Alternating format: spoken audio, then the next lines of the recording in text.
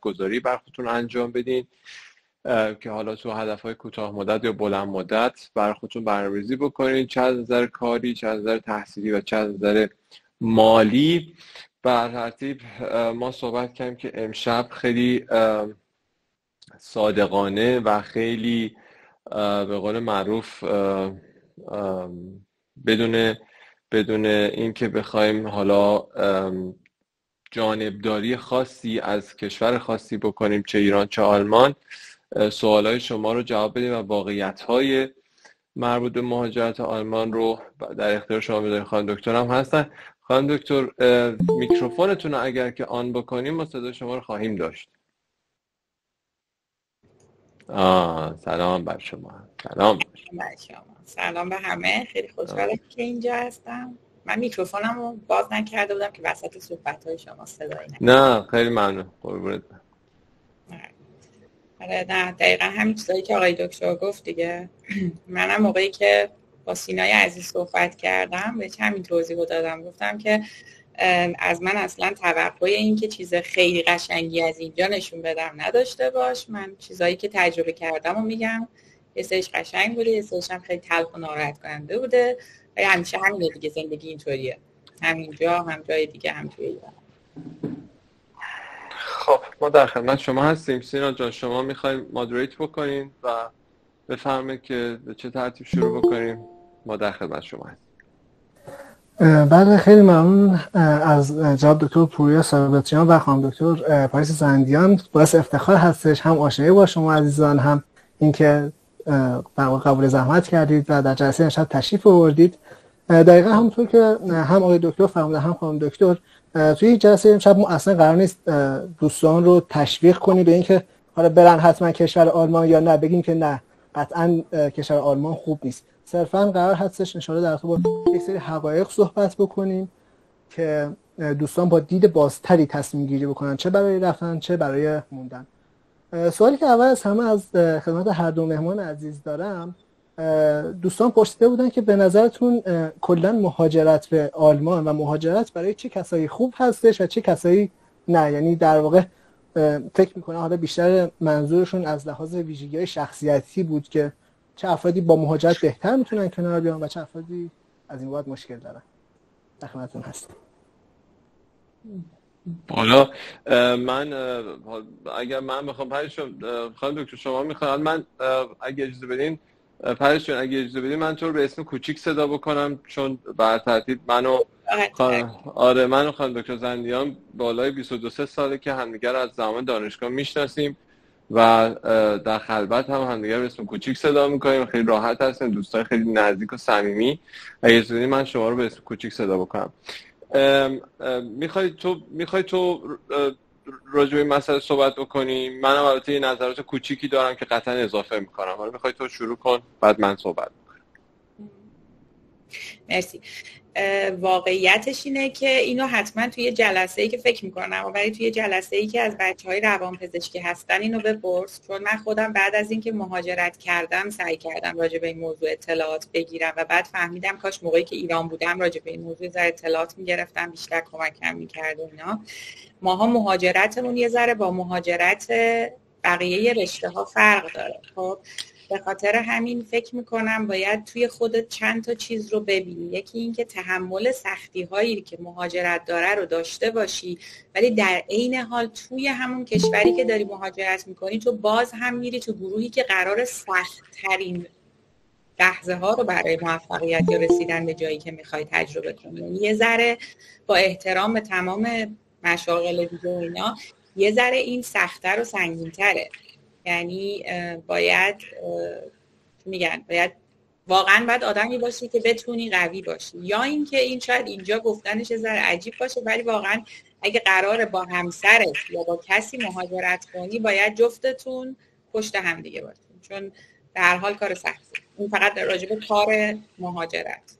این خیلی مهمه. اگه آدمی هستی که توی خونه توی همیشه احتیاج به پشتیبانی داری یا به هر حال یه سری ضعفایی که آدم خودش میدونه دیگه از نظر روحی داره، بهتره که اول مهاجرت رو انتخاب نکنه. شاید این یه واقعیت از نظر من، کاملا دیدگاه شخصی من. نمیدونم پوریا جان چی فکر می‌کنی؟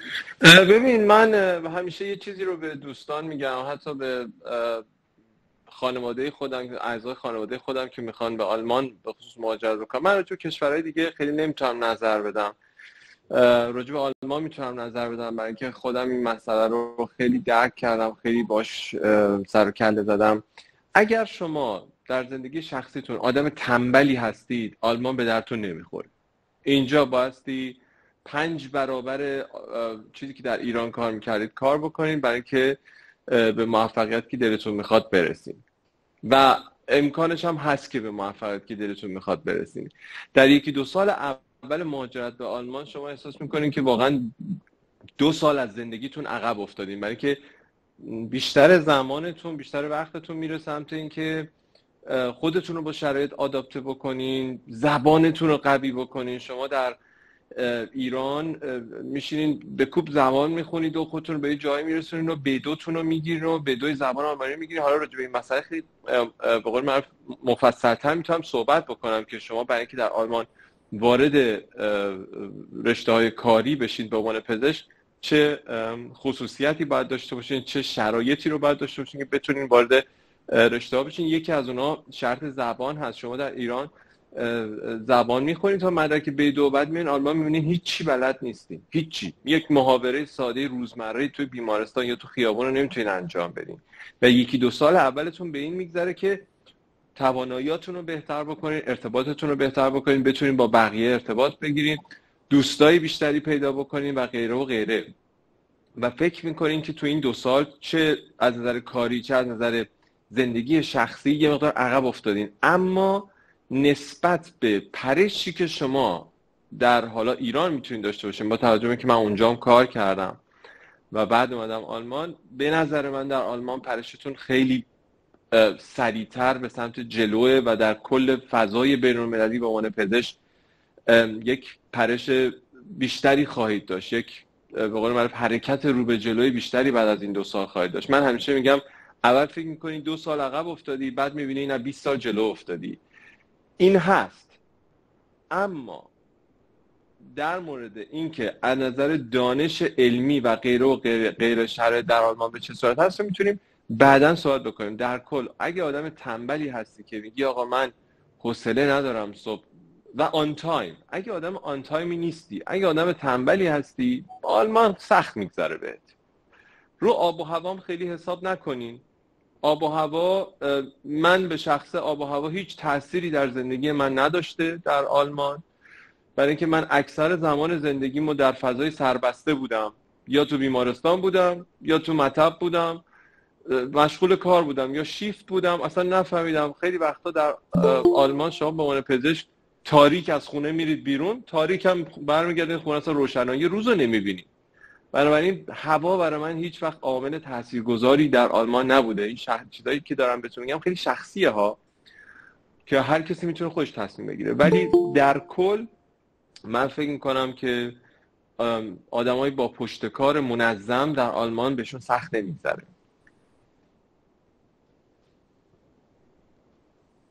درسته، خیلی ممنون از پاسخ هر دو عزیز. کاملا درست میفرمایید. خب حالا با تجربه صحبتایی هم که من کلا داشتم با حالا دوستانی که خارج از ایران هستن، دقیقاً این مورد اشاره می‌کنم. من بیشتر در رابطه با آمریکا صحبت کرده بودم قبلا با بعضی از افراد. دقیقاً توی آمریکا هم همین مورد میگن که خیلی شرایط کاری سخته و باید قاعدتاً تایم زیادی برای کارشون بذارن.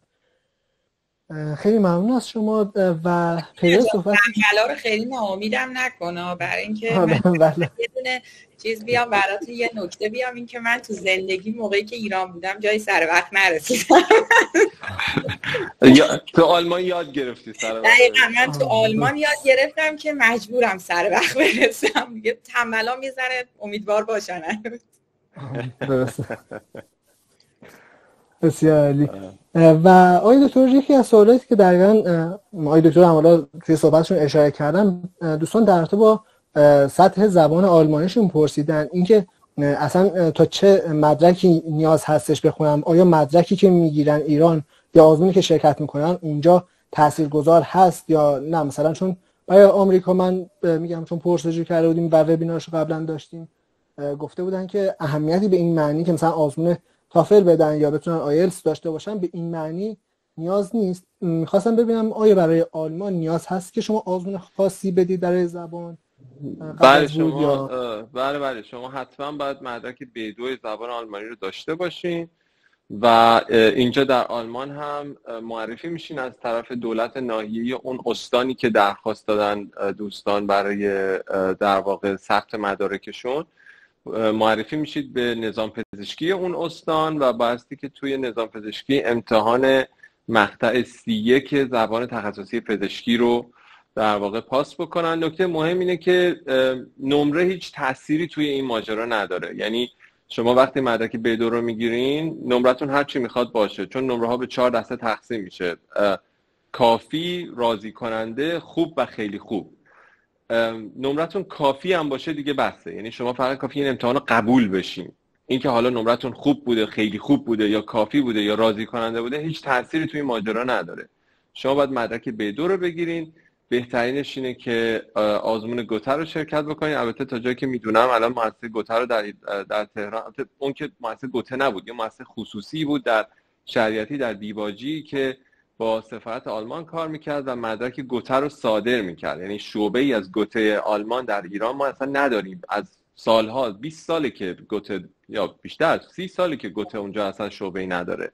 ولی یه مؤسسه‌ای بود که در واقع شما میتونید مدرک گوته رو از طریق سفارت آلمان بگیرید. اونم که بستن میمونه انجمن فرهنگی ایران اتریش. و یه راهی که در این زمینه بگم، چون احتمالاً بعداً یکی از سوالا همین خواهد بود که در مورد آزمون زبان خواهند پرسید، الان من بچه‌هایی که به من مراجعه میکنن، حالا از بر ترتیب من خیلی رسمی توی مسئله مهاجرت فعالیت دارم، یه قسمتی که کارمندای من بیشتر فعالیت دارن، من فقط نظارت میکنم، ولی ما میفرستیم الان بچه‌ها رو استانبول، یعنی میفرستیم ترکیه برای امتحان آزمون گوتهشون، برای که خیلی راحت‌تر میتونن امتحان بدن، خیلی سرحال‌تر امتحان به قول معروف بدون هیچ گونه بانبازی و کراپشن و اینجور چیزا در ترکیه برگزار میشه. بچه‌ها ترکیه امتحان میدن برمیگردن. ولی در آلمان باید یک آزمون زبان تخصصی C1 رو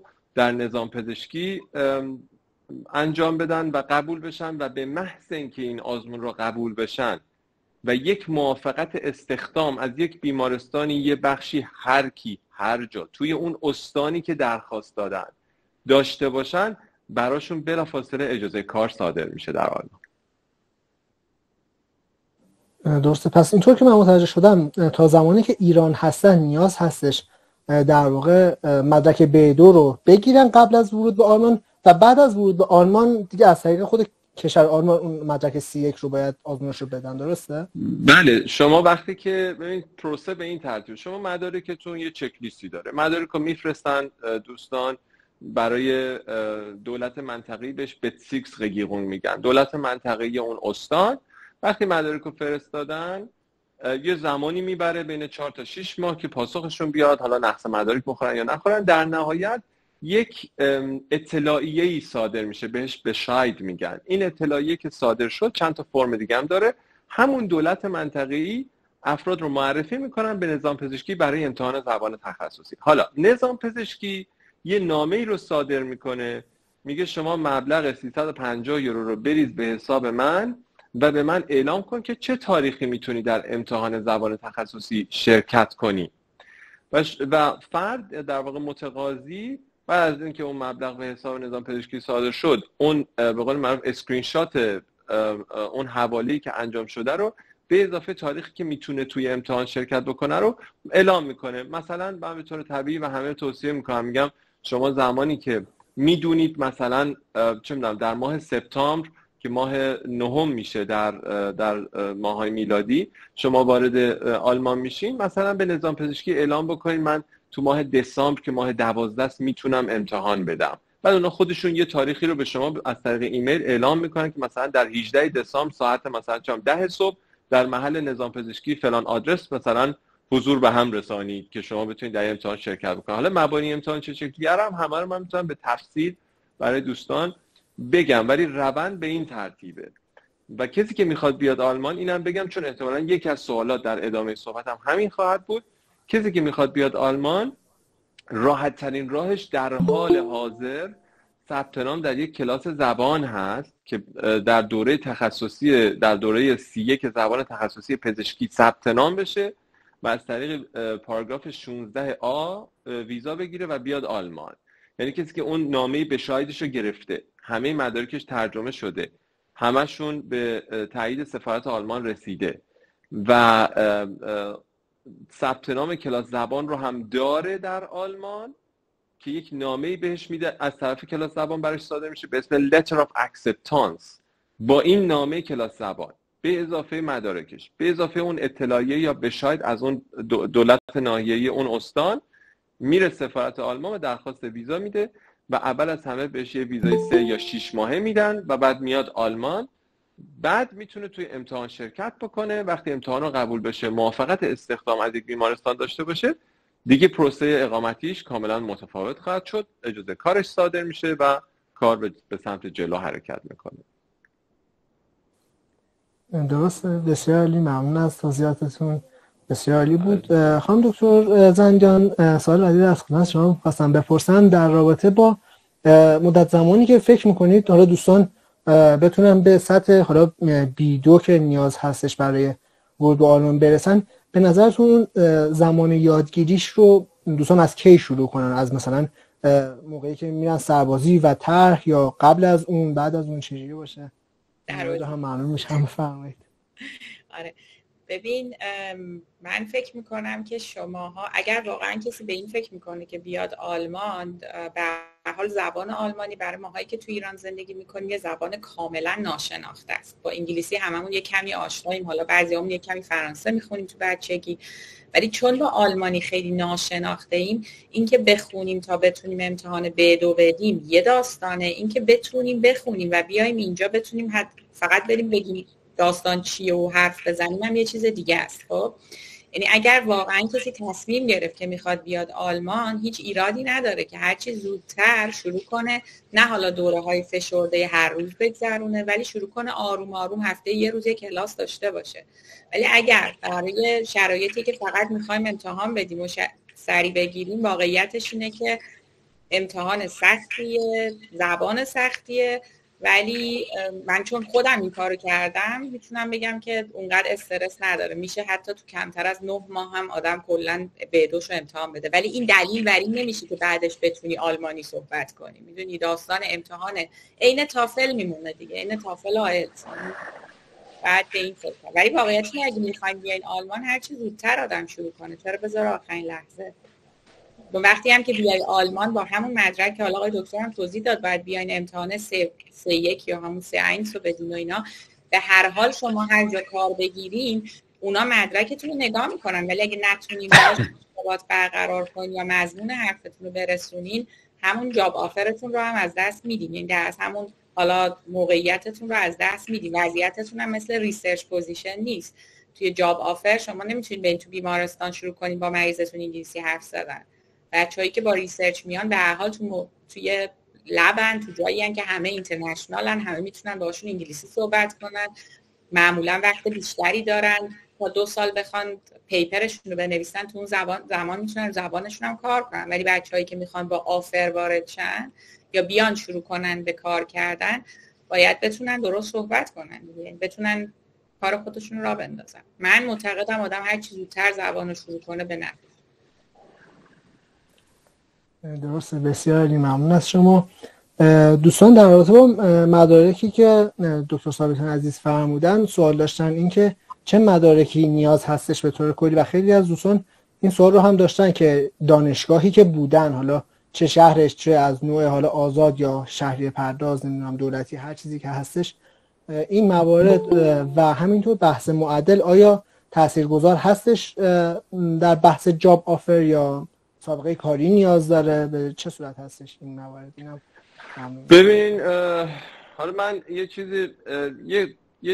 یه جمله رو در تکمیل صحبت‌های خانم دکتر یا پریش جان بهتون بگم در مورد زبان، بعد این مدارک هم سریع براتون میگم. من نمیدونم دوستایی که الان اینجا هستن سینا جان بخش اطفال رو گذروندن یا نگذروندن؟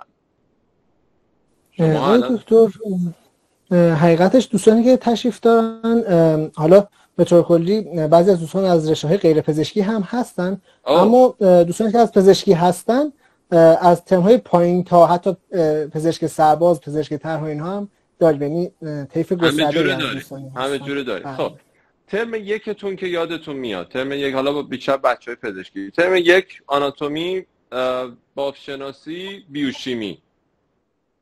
خب یادتون که هست چند صفحه بود؟ جمعاً بریم روز 3000 صفحه دیگه، نه جزوه‌شو در نظر میگیریم. جزوه ستاشون رو هم 1000 صفحه بود دیگه، نه؟ ترم یک بعد دیگه جزوه رو بخوایم حساب کنیم دقیقاً خیلی بود. خیلی بود. خب مخصوصا بیوشیمی و جنین. آره اینا یادتونه دیگه، اینا درسای سال یک که شما باش مقابله داشتین دیگه. ما رفرنس خوندیم اتفاقا. ما رفرنس خوندیم. خب دیگه آقا 3000 صفحه. خیلی 3000 صفحه خون. خب کل زبان آلمانی که شما باید تا مدرک B2 بخونید 400 صفحه هم نیست. خب یعنی اگر یکی از بچهای پزشکی به من بگه که من زورم به زبان آلمانی نمیرسه، من واقعا براش تاسف میخوام. یعنی میگم تو اصلا میزان صفحاتی که تو در زندگیت خوندی، امتحان دادی، برو تو فیزیوپات حساب بکن، تو فیزیوپات 2 هفته کورس، هفته سوم امتحان برای 1.5 سال.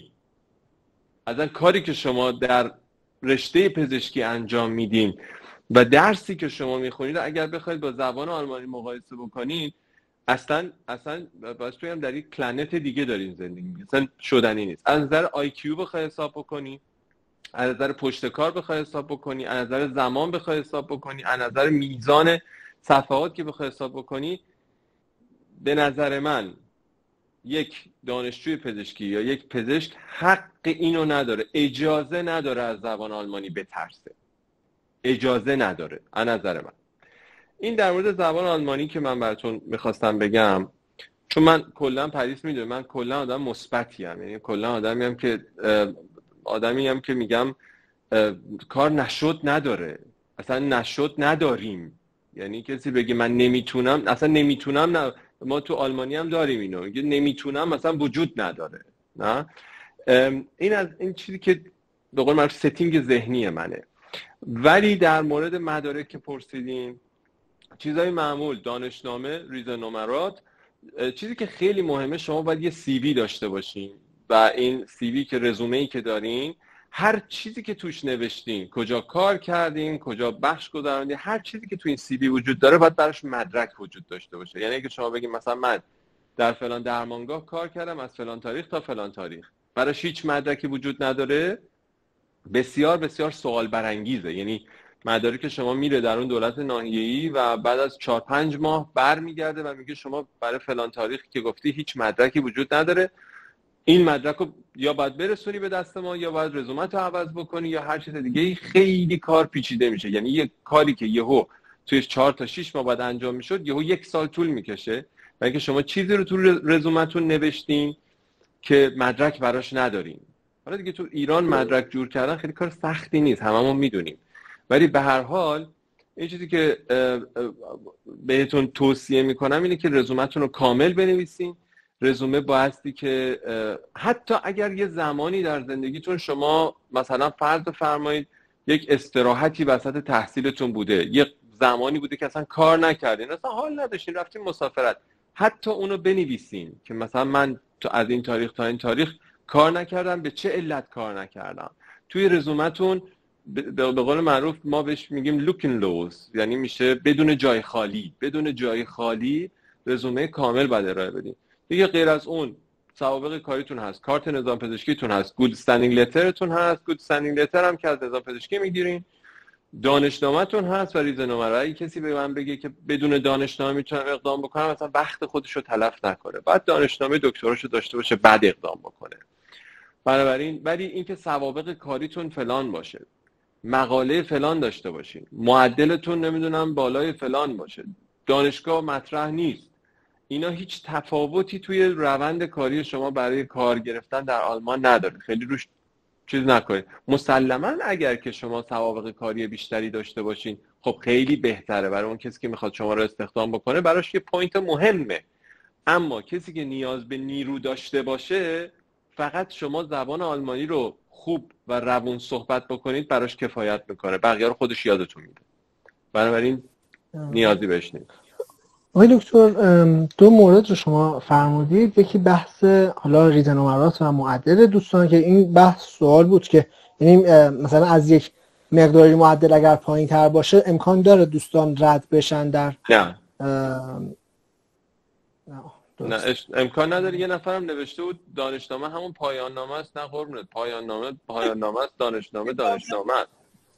دانشنامه دکترا به شما در ایران زمانی ارائه میدن که شما پایان نامه‌تون رو نوشته باشین به عنوان چند واحد درسی. یک، دو اینکه طرحتون رو گذرونده باشین، چون در ایران دانشنامه رو، حالا چیزی که من یادم میاد، دانشنامه رو گرو نگه می‌دارن تا شما طرح و سربازیتون رو بگذارین. خانم‌ها که با طرح بگذارن، آقایون سربازی، آقایونی که موافق سربازی هستن با طرح بگذارن. حالا اونایی که استریت هستن محافظ طرحن، ولی دانشنامه‌شون رو باز فکر می‌کنم باید پول بدن آزاد بکنن تا جایی که میدونم. ولی دانشنامه شما مدرکی است که نشون میده شما پزشک شدید. پایان نامه شما به قول معروف پایان نامه دکتراتونه دیگه. شما تز دکتراتونه، یعنی هیچ ربطی به دانشنامه نداره.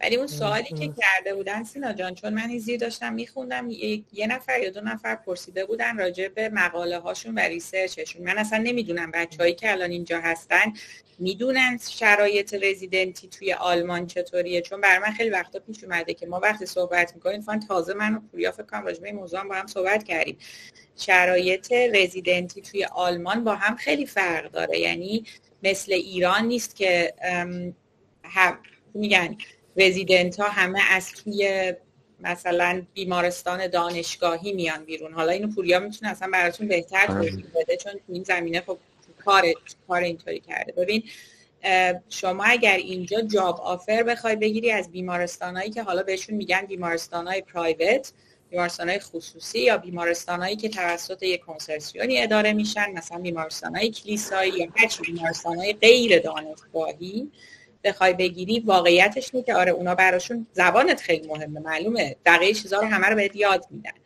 ولی اگر کسی بخواد فوکوس کنه و توی دانشگاه دوره رزیدنتیش رو بگذرونه، که بهش میگن دانشگاه‌های اونیکلینیک اینجا توی آلمان، تقریبا اگر مقاله‌ای تو ایران نداری، حالا نه ایران، تو هر کشوری نداری، خیلی سخته وارد شدن. یعنی خیلی سخته، برای اینکه اینا میخوان تو براشون اینجا مثل دوره رزیدنتی توی ایران نیست که تو وقتی میری تو دوره رزیدنتی فوکوس کنی رو اونی که میگه تو میای تو اونی کلینیک، ازت میخواد تو همزمان کار ریسرچ هم براش انجام بدی.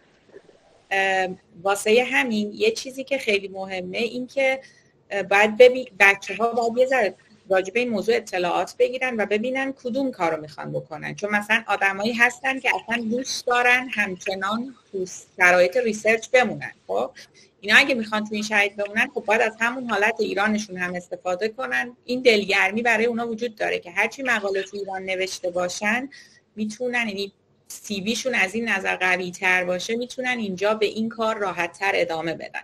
ولی بچه‌هایی هم که اصلا کار ریسرچ نمی‌کنن، که خیلی هم زیادن توی همه جای دنیا، نه فقط تو ایران، اونا اون وقت توی آلمان این موقعیت و شانس رو دارن که موقعی که قرار انتخابشون کنن، طرف نمیاد نگاه کنه ببینه اینا رفتن رو موشای آزمایشگاهیشون کار کردن یا نه، میاد واقعا رو چیزای بالینیشون نگاه میکنه. و این داستان هم که من تازگی‌ها یه جا شنیدم که توی یکی از همین گروه‌های تلگرامی اتفاقا متاسفانه خوندم، نوشته بودن که ما براتون گواهی صادر میکنیم که توی فلان مرکز نمیدونم اورژانس جاده‌ای کار کردین. موضوع اینه که میاین اینجا 6 ماه طرف فرصت داره از این جاب آفر، ببخشید فارسیش، بندازتتون بیرون. و وقتی توی اون سی وی نوشته باشین که من تو اورژانس جاده‌ای کار کردم و مثلا انقدر اینو گذاشتم، درناژ نمیدونم تواکس درناژ گذاشتم، فلان فلان فلان و نتونی انجام بدی که خب خیلی بده، خیلی زشته. چون من اینو تازه توی یکی از همین گروه‌های تلگرامی پزشکا خوندم که خیلی هم با افتخار تبلیغ کرد و بچه‌هام براش نوشته بودن آقای دکتر، یا آقای دکتری هم مثل اینی که بود که آقای دکتر چطوری و بگین چه چیزایی احتیاج دارین که برای ما این گواهی رو صادر کنید. دنبال این بازی‌ها نرید، واقعا خودتون باشین. این خیلی قشنگ‌تره برای سی وی. دقیقا. حالا اتفاقا یک نفری که من صحبت هم می‌کردم باشون گفته بودن که برای کشور خارجی مهم اینه که اون چیزی که شما تو سی وی تی می‌نویسید واقعا چقدر بلدید انجام بدید و حالا شاید لزوما این مهم نباشه که سی وی تون چقدر پربار باشه. ممکنه خیلی جاها شما رو بسنجن ببینن که واقعا اون چیزی که نوشتید آیا بلد هستید انجام بدید یا نه. و از این بابت خب دوستان بعضا دقیقاً به مشکل میخورن. خیلی از دوستان دیدن حتی من یه چیزی بگم سینا جان، من یه چیزی بگم. اتفاقا خوبیه این وبیناری که امشب ما داریم دقیقاً همینه. پریس از بیمارستان دانشگاهی میاد و تو بیمارستان دانشگاهی کار کرده و مصائب و سختی ها و بگن حالا شاید مصائب و سختی کلمه غلطی باشه در موردش، شاید بگم شرایطی که آدم باید داشته باشه توی بیمارستان دانشگاه خیلی بهتر میدونه و درک میکنه. من آدم ریسرچ و اینجور داستانا نبودم از روز اول. یعنی من آدمی بودم که ورودم به آلمان به این ترتیب بود که وارد بیمارستان‌های آکادمیک آموزشی شدم. این بیمارستان‌های آکادمیک آموزشی هم حالا میتونن یا به وسیله شهر اداره بشن یا به وسیله شخص اداره بشن، یعنی یا میتونن خصوصی باشن یا غیر خصوصی باشن. اونش مهم نیست. اینکه بیمارستانی خصوصیه یا خصوصی نیست با اون چیزی که تو ایران هست فرق میکنه ها. یعنی اون نیستش که مثلا بیمارستان خصوصی باشه، مثلا شما در بیمارستان لاله اجازه آموزش رزیدنت نداری، مثلا بیمارستان خصوصیه. اینجا تو آلمان اینجوری نیست. شما میتونید بیمارستان میتونه خصوصی باشه ولی اجازه داشتن رزیدنت داشته باشه.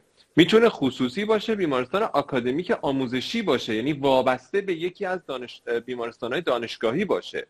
من در این بیمارستان‌ها دوره آموزشی رزیدنتیمو گذروندم. من در بیمارستان آکادمیک آموزشی بودم از زمانی که برمن بودم، بعدش هم که رفتم مولهایم، البته تو شهرهای مختلف زندگی کردم. بعدش هم که پزشک در واقع ارشد شدم، جراح ارشد شدم در مونشنگلادباخ، باز هم بیمارستان آکادمیک آموزشی بود. یعنی من دانشجوهای پزشکی می اومدن کلاس داشتم براشون و غیره و غیره. اون چیزی که در دانشگاه انجام میشه، چیزی که شما بخشایی که در بیمارستان میگذارید، به همین ترتیب ما هم داشتیم اینا رو.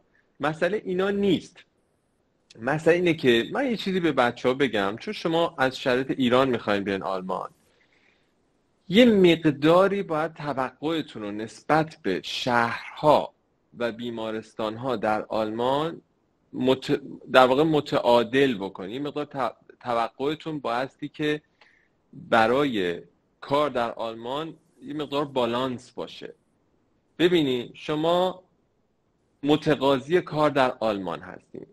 آلمان نیاز به نیروی کاری داره در قسمت‌های مختلف، اما این نیاز به نیروی کاری که فقط توی شهرهای درجه یک و بزرگ و بیمارستان‌های دانشگاهی و بیمارستان‌های درجه یک و اینا که نیستش، که خیلی از بیمارستان‌های دیگه هستن که نیاز به نیروی کاری دارن. و خب اون بیمارستان‌های درجه یک و دانشگاهی و فلان و فلان و فلان، خب یه دونه پوزیشن خالی کاری باشه 20 تا آلمانی هم درخواست میدن، 60 تا خارجی هم درخواست میدن. خب مسلماً برای کسی که میخواد وارد این پوزیشن ها بشه یا اون کسی که داره این افراد رو انتخاب میکنه، ترجیح میده یه کسی رو انتخاب کنه که اینجا درس خونده، اینجا کار کرده، زبان مادریش رو صحبت میکنه، مشکل اقامتی نداره، مشکل کاری نداره، خودش رو به راحتی میتونه وفق بده. براش خیلی چیز واضحیه. الان شما یه پوزیشن کاری خودتون فرض کنین رئیس بخش یه کلینیکی هستین و میخواد نیرو استخدام بکنین. 25 تا ایرانی که در ایران بزرگ شدن، کار کردن، به قول معروف درس خوندن، زبان مادریشون رو صحبت میکنن، میان به شما درخواست کاری میدن. 55 تا از کشورهای حاشیه خلیج درخواست میدن، مثلا اصلا چه میدونم از یک کشور دیگه ای درخواست میدن. خب برای شما مسلماً بهتره که ایرانی رو بگیرین که کارو بلده، اینجا بزرگ شده دیگه. بنابراین شما به احتمال زیاد نمیگم 100%، به احتمال زیاد باید برای ورود به آلمان در شهرهای کوچکتر و بیمارستانهای کوچکتر شروع بکنید. بعد از اینکه دوره های اولیه رو گذروندید و به قول معروف امتحاناتتون رو دادید و یه امتحان تطابق وجود داره، اون امتحان تطابق هم دادید و اپرووال کشور آلمان رو گرفتید و یک پزشک آلمانی به حساب اومدید، دیگه تمام درها به روی شما بازه. شما میتونید به قول معروف بدون انتها، بدون محدودیت در رشته‌های مختلف، در بیمارستان‌های مختلف، در بیمارستان‌های دانشگاهی و غیره و غیره درخواست کار بفرستین و اگه شما رو پذیرفتن وارد اون پوزیشن‌های کاری بشین. اما فکر نکنید که اینجا فرش قرمز برای کسی پهن کردن. چون من اینو داشتم، تلفنی داشتم که طرف به من گفته آقای دکتر من حاضرم به 3 شرط بیام آلمان. من همونجا تلفن رو گذاشتم، گفتم آقا شما لامصب تو داری شرط تعیین میکنی واسه آلمان، تو میخوای بیای اینجا، اونا باید برای تو شرط تعیین بکنن، تو داری میگی من حاضرم این کارو بکنم فلان. اصلا تو باید خودتو با شرط اینجا وفق بدی. بنابراین یک مقداری دوستان باید توقعشون رو از این فرم کاری در آلمان کم بکنن و بر ترتیب با شهرهای کوچیک، بیمارستان کوچیک. من هم همین کارو کردم، منم اینجوری شروع کردم. من حالا پریس به من هیچ وقت نگفته چه جوری اینجا در آلمان شروع کرد، من نمیدونم چه جوری چیکار کرد، کجا شروع کرده، ولی من خودم اینجوری شروع کردم. شهر کوچیک، بیمارستان کوچیک، بعد یواش یواش دیگه بزرگ و بزرگ و بزرگتر تا جایی که دیگه بعدا حالا کلینیک خودم رو احداث کردم و دایر کردم.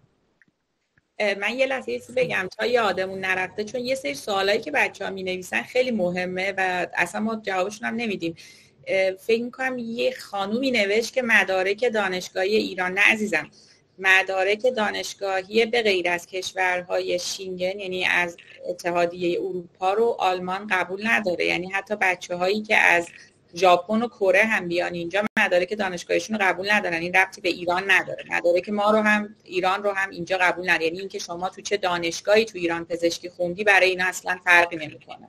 به خاطر اینکه شما وقتی بیای، الان آقای دکتر توی حرفاش یه جمله‌ای رو گفت پوریا که یه امتحانی رو باید بدین که برای فرصتی داره. حالا من الان دقیق یادم نیست، فکر می‌کنم 1 سال تا 2 سال. 1 ساله. آره 1 سال.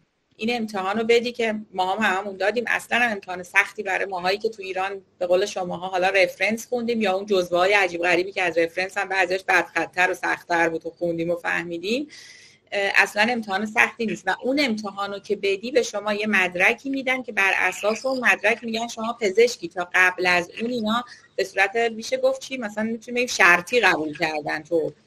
آره دیگه اجازه کار موقته. یعنی این که شما الان ببخشید این که شما الان نوشته بودی، شما الان اگر توی دانشگاه تهران هم رتبه 3 رقمی داشتی پزشکی خوندی، با اون بچه‌ای که مثلا توی یه دانشگاه آزاد توی یک شهر دیگه‌ای خونده یا حالا هر جا، تو منظور من ارزش مدرکتون نیست، متوجه نشی. اینی که میخوام بگم برای اداره هایی که اینجا میبرین براشون فرقی نداره. اینا لیستی ندارن که نگاه کنن بگن ما این دانشگاه ها رو الان قبول میکنیم اونا رو نمیکنیم. اینو ندارن. این ممکنه تو مرحله بعدی تو بخوای مثلا حالا کارهای عجیب غریب بکنی تو دانشگاه ها باشی برات مهمه، ولی تو اون سیستم نیست. برای همین من 2 نفر فکر می‌کنم اینو پرسیده بودن اون زیر که مدرک چه دانشگاهی قبوله چه دانشگاهی نیست. این نیست. راجب داروسازی هم من اصلا اطلاعی ندارم، شاید پوریا بدونه. شما راجب داروسازی چیزی میدونین؟ من داروسازی هم دقیقاً روندش به همین ترتیبه که براتون گفتم. شما باید امتحان زبان تخصصی داروسازی رو بدین بعد از مدرک B2. فقط هم 2-3 تا مؤسسه هستن که اینو ارائه میدن که شما از اون طریق بتونین ویزا بگیرین و تشریف بیارین آلمان. بعد که این امتحان رو دادین و قبول شدین، تا فکر میکنم تا 1 سال به عنوان دستیار داروساز، بهش PTA میگن، فارماسویتیش اسیستنت بهش میگن، فارماسویتیش تکنیش اسیستنت، به اون عنوان باید توی داروخانه کار بکنین. بعد امتحان اپروباسیون رو میدین، همون امتحان اپروبال رو میدین و میتونین به عنوان داروساز در واقع ما بهش فول ان اکانت میگیم، میشه چی میشه پریس؟ میشه معادل کامل. یعنی معادل کامل میشه. آره یعنی معادل کامل یک داروساز آلمانی میتونین در آلمان کار بکنین. و اینکه چه شکلی مجوز داروخانه بگیرین اینا اون بحثش جداست، ولی به عنوان داروساز میتونین، به عنوان داروساز کامل بعد از 1 سال که اون امتحان رو بدین میتونین کار بکنین. در واقع روندشون تقریبا همینه. حالا مال دندان پزشکا اینجوریه که باید عین همین، ولی باید 2 سال توی مطب دندان پزشکی کار بکنن. یعنی وقتی که زبان تخصصی رو امتحان دادن قبول شدن بعد 2 سال در یه مطب دندانپزشکی کار بکنن، امتحان اپروباسیون رو بدن و بعد میتونن به عنوان دندانپزشک شروع به کار بکنن یا مطب بزنن. عزیزم راجع به گرجستان، سینا جان تو بعداً تو همه برنامه‌هات منو پوریا رو دعوت کن چون ما برات داریم برنامه‌تو می‌گردیم بعد ولی به اون پول بدی. یه دختر گلی همشون زیر می‌نویسن. ببین فرق نمیکنه، من حالا دیتیل گرجستان رو نمیدونم ولی فرق نمیکنه، روند اومدن به آلمان برای همه همینه، یعنی تو کجا درس خونده باشی فرق میکنه، چون گرجستان هم جزء اتحادیه اروپا نشده هنوز. نه گرجستان هم عین روسیه است، عین اوکراین، عین هند، عین همه کشورهایی که این چنینی هستن بهشون میگن دریتشتاتن، میشه کشورهای سوم. اینجا ما کشورهای اولمون میشن کشورهای اروپایی فکر میکنم، بعد میشه کسی که از سوئیس میاد و بعد میشه دریتشتاتن. حتی کسی که از آمریکا و کانادا میاد باز جز همین کاتگوری حساب میشه. اما اونایی که از آمریکا و کانادا میان تا چه که میدونم آمریکا که بلافاصله اپرووالو میگیره، اینجا قبول دارن مدرکشو. کانادا رو نمیدونم، دقیق نمیتونم دروغ بهتون نگم. کانادا رو تا حالا کسی رو نمیشناسم از کانادا اومده باشه آلمان. بچه‌ای رو میشناسم از آمریکا اومده باشن آلمان، ولی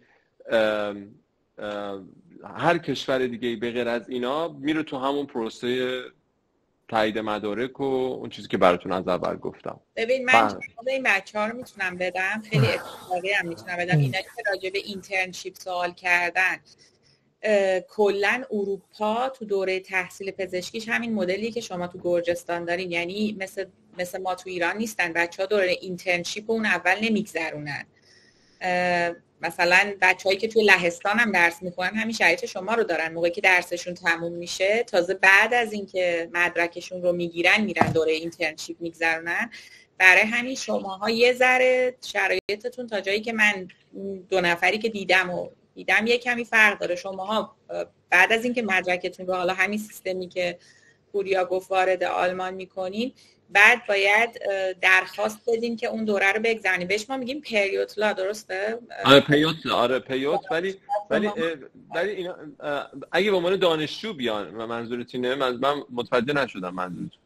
ببین نه، یکی از این بچه‌ها نوشته بود که ما دوره اینترنشیپ نداریم تو گرجستان. خب بچه‌هایی که مثلا لهستان و چک و اینام درس میخونن، اینام دوره اینترنشیپشون بعد از دانشگاهشونه، مثل ما تو ایران نیستن، یعنی 7 ساله نیستن اینا. آره درست. اونا مثلا ما چند تاشون رو داشتیم که اومده بودن تو دانشگاه ما 1 سال دوره پیوسلا گذرونده بودن، یعنی امکانش تو آلمان براشون هست. منظورم اینه. آره حالا اینکه آره ولی احتمالاً باید اون بتیخگیقونگ اینو بهشون اعلام میکنه که باید دوره رو بگذرونن، بعد با اون مدرک باید برن تو دانشگاه‌های مختلف. البته بسته به اون استانی داره که دارن اقدام میکنن، چون اینجا باز استان با استان فرق میکنه. بعد میرن تو دانشگاه‌های مختلف از طریق اون قسمت بین‌المللشون، بعد شروع میکنن اول دوره رو میگذرونن. ولی در کل باید حتما بیدوی آلمانی رو داشته باشن. اگر بخوان بهشون گیر بدن و بگن شما باید دوره پیوته بگذرونی، حالا من نمیدونم اینجا احتمال داره مدرک زبان بالاتر بخوان، دقیقش رو نمیدونم، باید بپرسم واقعا. نه تو میدونی پریز؟ دونم. آره من راجع به این موضوع نمیدونم، ولی چیزی که میدونم نیدرزاکسن پارسال دیگه 3 اینس میگیره. آره چون میرن تو کاتگوری دانشجوها. یعنی بعد یه سری از ایالت‌ها مشکل خوب یا بد، آلمان داستانش اینه که چون دولتش فدراله، قوانین هر ایالتی با هر ایالت دیگه هم یه ذره فرق داره، یه جاهای آسان‌تره یه جاهای سخت‌تره. ولی دیدم که آخه خیلی راجع به گرجستان نه عزیزم، والا نمیدونم، اینو میتونیم بپرسیم برات. ولی اینکه اگه بخوای اینترنشیپ اینجا بگذرونی هزینه نداره، اینجا کسی هزینه نمیده. اینجا اگه بگذرونی فکر کنم تازه یه پول کوچیکی هم بچهای پیوتلر میگرفتن تو بیمارستان ما که میگرفتن دانشگاه. آره حالا بین‌المللیشو نمیدونم، پولم نگیرن پولم نمیدن. آره آلمان تنها خوبیش اینه که حداقل از این نظر ازتون پول نمیگیرن. درست.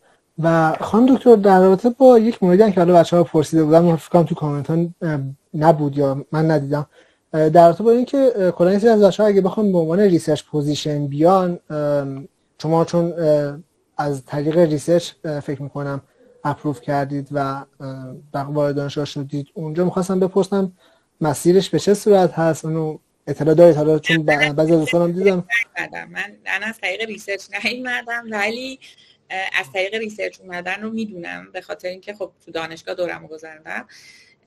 بچه‌هایی که بخوان از طریق ریسرچ بیان خیلی هم اتفاقا هستن، توی دانشگاه ها میبینیشون. واقعیتش رو بهتون بگم، من با چند تاشون حرف زدم، خیلی خوشحال نبودن از این موضوع که از طریق ریسرچ اومدن، به غیر از 2 تاشون که واقعا ریسرچ رو دوست داشتن. یعنی میخوام بگم اگر میخواین از راهی رو انتخاب کنین آلمان تخصص بگیرین، راه ریسرچ رو انتخاب نکنین، ولی اگر ریسرچ و کار آکادمیک رو دوست دارین، راه ریسرچ راهیه که میتونه بهتون خیلی کمک کنه. و بعد دانشگاهی که شما توش ریسرچ پوزیشن گرفتین اومدین، همون دانشگاه معمولا اینا یه قانون نانوشته دارن بین لب و قسمت کلینیکشون که بچه‌هایی که دارن توی لب کار میکنن اولین بچه‌هایی هستن که اینا انتخاب میکنن برای دوره رزیدنتی تو دانشگاه. یعنی شماها، یعنی اون کسی که از این راه میاد خیلی دستش بازتر، خیلی قدرت بیشتری داره در مقابل حتی یه آلمانی که بیاد اونجا خودش رو دنبال جاب آفر باشه. اما اینو میگم چون دیدم صحنه رو، خودم تجربهش کردم و با بچه‌ها حرف زدم. این که کسی فکر کنه اوکی من برم ریسرچ پوزیشن که بتونم برم آلمان رزیدنتی بخونم، داره لقمه رو دور گردنش می‌کنه. اگر کسی هستین که کار ریسرچتون تو ایران خیلی خوبه و خیلی دوست دارین، بازم من معتقدم از طریقی که آقای دکتر میگه بیاین و بعد وارد دانشگاه بشین، سریعتر میشین وارد شین. چون به هر حال شما ریسرچ پوزیشن بگیری نمیتونی وسطش بگی خداحافظ من رفتم، که بعد وایسی پیپری که براشون هزینه کردن و تا برسونی. حالا بستگی داره از راه پی اچ دی بیای، چون معمولا بچه‌ها از ایران از راه پی اچ دی میان، نه از راه فقط ریسرچ پوزیشن خالی. و دوره پی اچ دی تو به هر حال بگذرونی دیگه. میگم اینو بعد آدم خودش ببینه اگه دوست دارین این کارو. آره خیلی. و یه چیزی که بگم، حالا به نظر من سختیاشو بالا پوریا خیلی بامزه گفت، سختی‌ها و شفقت‌ها اینا سختیاش، ولی یه جو بامزه‌ای رو هم توی دوران توی دانشگاه دارین دیگه. به هر حال یه ذره یه جویی که هر از شنگایی وسط کشیکاتون یاد دوران مدرسه هم میافتین و واسه خودتون یه جیمی میزنین تو لب و اوناش هم هیجان انگیز و جذاب، به شرط اینکه دوست داشته باشه آدم. اگه دوست نداشته باشه نه، خیلی هم دردآوره، چون کار تموم شد تازه بعد بشینی اکسل تو تبلت تو اکسل تو باز کنی و دیتا وارد کنی. و اینکه شما به اون دانشگاه مد نظرتون در واقع ریکوست رو دادید یا استاد خاصی شما درخواست دادید از طریق استاد در واقع اپروف شد بحث تو دانشگاه؟ من شاید هم فرق می‌کنه. من تو آلمان بودم، خب من جاب آفر داشتم، اومدم آلمان، با جاب آفرم اومدم آلمان و وقتی که اومدم تو آلمان دقیقاً مدلی که پوریا توضیح داد، من وارد بیمارستان چی بهمون میگن؟ لر آکادمی شد. آکادمیش لر کرانکهاوس میشه بیمارستان آکادمیک آموزشی. آره بیمارستان، مثلا یه بیمارستانی که توی خود کمپوس دانشگاه نیست، یه همچین چیزی، ولی وابسته است به دانشگاه هم میشه دیگه. من توی بیمارستانی بودم، از اونجا شروع کردم مکاتبه کردن و بهترین راهش هم کنگره هاست دیگه. دنبال پروفسورایی میگشتم و چیزایی که توش مثلا چیز کرده بودم دیگه، مثلا دوست داشتم تو اون زمینه باشون کار کنم و مثلا این کار کم. حالا از ایران هم خیلی کار سختی نیست، به خاطر اینکه حداقل 2-3 تا دانشگاهی که من باشون کار کردم و الان کار میکنم همشون با ایران کار میکنن. یعنی دانشگاه 3 تا دانشگاه خیلی خوبه تو رشته خودم من میدونم، اما تو رشته قلب 3 تا دانشگاه خیلی خوبه آلمان الان تقریبا یه سری کوپریشن های ریسرچ دارن با مرکز قلب تهران که من میدونم، دانشگاه فرانکفورت ریسرچ داره با این یه مرکزی توی مشهد، فکر میکنم مرکز رضوی هست مشهد، بیمارستان رضوی، با اونا این کار رو انجام میدن، کنگره های مشترک. یعنی اگر واقعا فقط هم میخواین از راه ریسرچ بیاین امکانش هست، ولی سخت‌تره. راه آسان‌تر انتخاب کنین شاید سریعتر برسین به جایی که میخواین. درست. و آقای دکتر در رابطه با حالا سوالاتی که باید برای ویزا احتمالاً جواب بدن به آفیسر، دوستان سوال داشتن، این که حالا میگم باز من این که برای آمریکا رو خیلی ریفر میکنم بهش، چون وبینارشو برگزار کردیم و صحبت داشتیم در موردش. مثلا در رابطه با شرایط اقتصادی خانوادگی و اینکه آیا شما توی ایران شرایط شغلی خوب اصلا داشتید یا نه، به عنوان به قولی پناهنده میخواید وارد این کشور بشید، اینا براشون خیلی اهمیت داره، اینکه شما توی ایران هم از لحاظ مالی و شغلی بتونید به قولی شرایط خوبی داشته باشید. آیا برای ویزای آلمان هم این موارد اهمیت داره یا نه، چطور هستش؟ ببینید حالا من در مورد رشته‌های مختلف میتونم اینو توضیح بدم. بیام اول راجع به رشته پزشکی توضیح بدم. شما راجع به رشته پزشکی وقتی که با ویزای کلاس زبان داریم میای آلمان، باید به سفارت آلمان یک موجودی حساب معادل 12300 یورو نشون بدید که این پول در حساب شما هست و این پول رو داریم و این پول رو می‌خوایم با خودتون بیارین آلمان.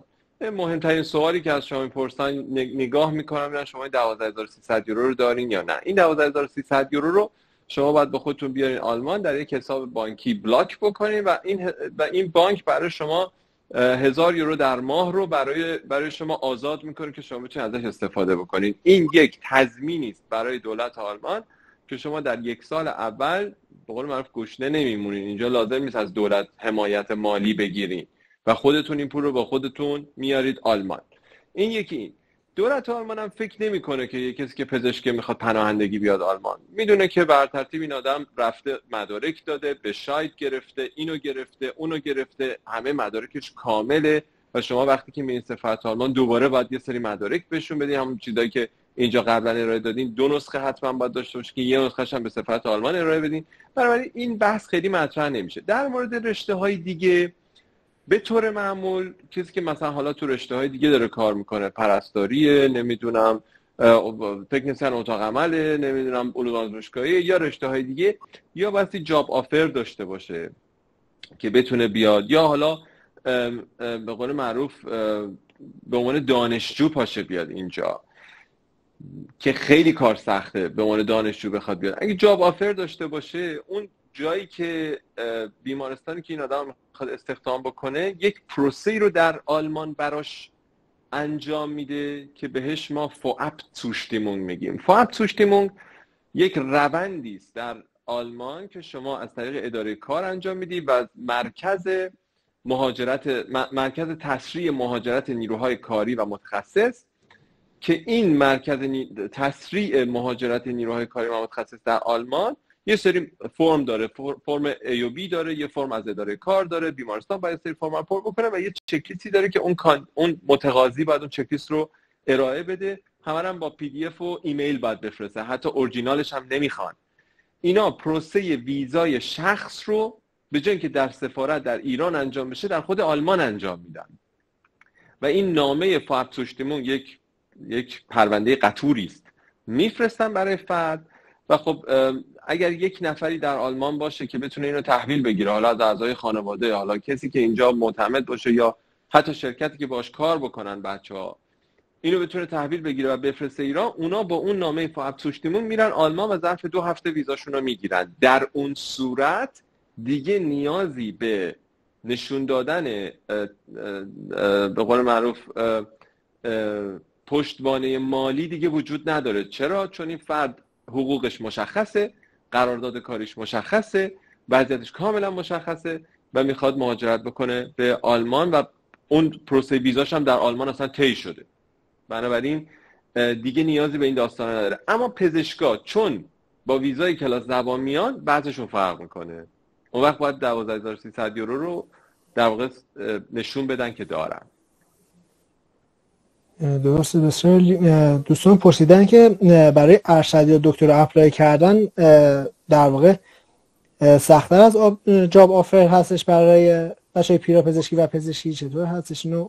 آخه دو تا از چیز مختلفه ها. من الان می‌خواستم بگم اون چیزی که من گفتم فقط مربوط به بچه‌های پزشکی بود. برای بچه‌های پزشکی من گفتم راحت تره که با جاب آفر بیان، یعنی نمیگم راحت تره، من میگم ببین موقعی که هر کدوم از ماها می‌خواستیم بریم، من خیلی دوست داشتم که اصلا تو زندگیشون نمیدونستن مقاله نوشتن چیه. خب واقعیتش بود رفتن از طریق ریسرچ پوزیشن امریکا و اونجا نشستن درس خوندن، USMLE هاشون رو دادن تا مچ بشن. خب من میگم این کار برای آلمان اشتباهه. شما بعد موقعی از طریق ریسرچ اقدام کنی که واقعا ریسرچ رو دوست داشته باشی، وگرنه ریسرچ کردن تو آلمان تو رو سریعتر به دوره رزیدنتی نمیرسونه. من حرفم این بود. خب و این مربوط به بچهای پیراپزشکی نمیشه. من نمیدونم بچهای پیراپزشکی اتفاقا فکر می‌کنم با پی اچ دی بخوام بیان خیلی سریع‌تر بیان تا دنبال جاب آفر بگردن، نه پوریا؟ فکر می‌کنم بستگی داره که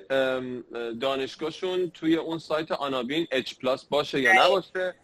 بستگی داره که یک چیزی هست به اسم زاب که بایستی اینا یه میکروفونی بازه، میکروفون فکر کنم یه سینای دیگه ای باشه که میکروفونش بازه. آره، بستگی داره که دانشگاهشون مورد قبول باشه یا نباشه، بستگی داره که قبولی سراسری داشته باشن یا نداشته باشن.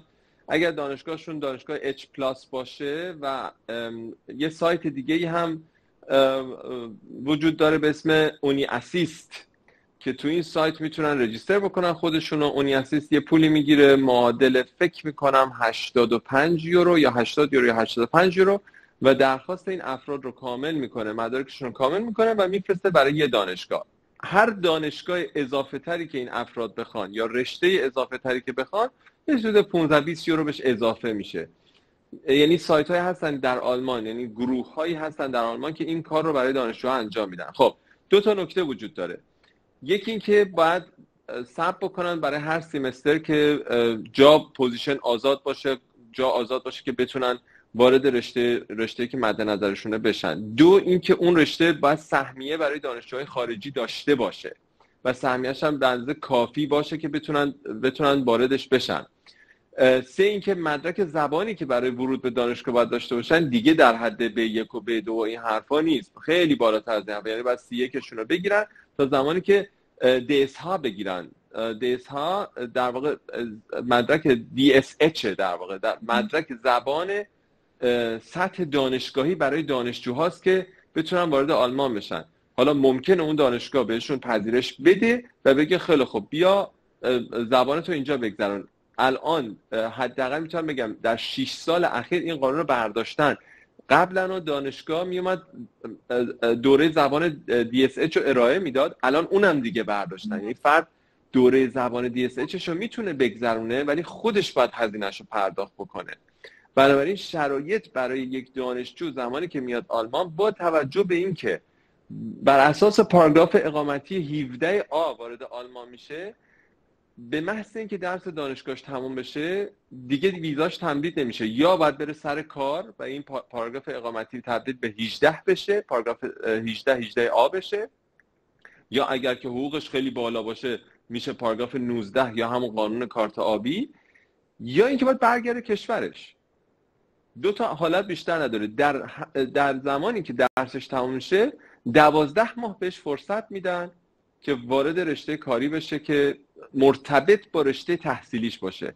یعنی قانون اداره کار در آلمان اینه فردی که تحصیلاتشو در آلمان گذرونده حداقل حقوق 2600 یورو نتو باید داشته باشه در آلمان و این کار رو در مدت زمان 12 ماه بعد از اتمام تحصیلش باید پیدا کرده باشه. اگر نه دیگه اقامتشو تمدید نمی‌کنن و باید برگرده کشورش. واسه همین یه خوبیایی داره یه بدیایی داره. یعنی شما وقتی به عنوان دانشجو میاد آلمان وارد یک پروسه اقامتی کاملا جدا میشین و وقتی به عنوان دانشجو میاین دیگه بحث اقامت دائم و پاسپورت آلمانی دیگه برای شما مطرح نیست.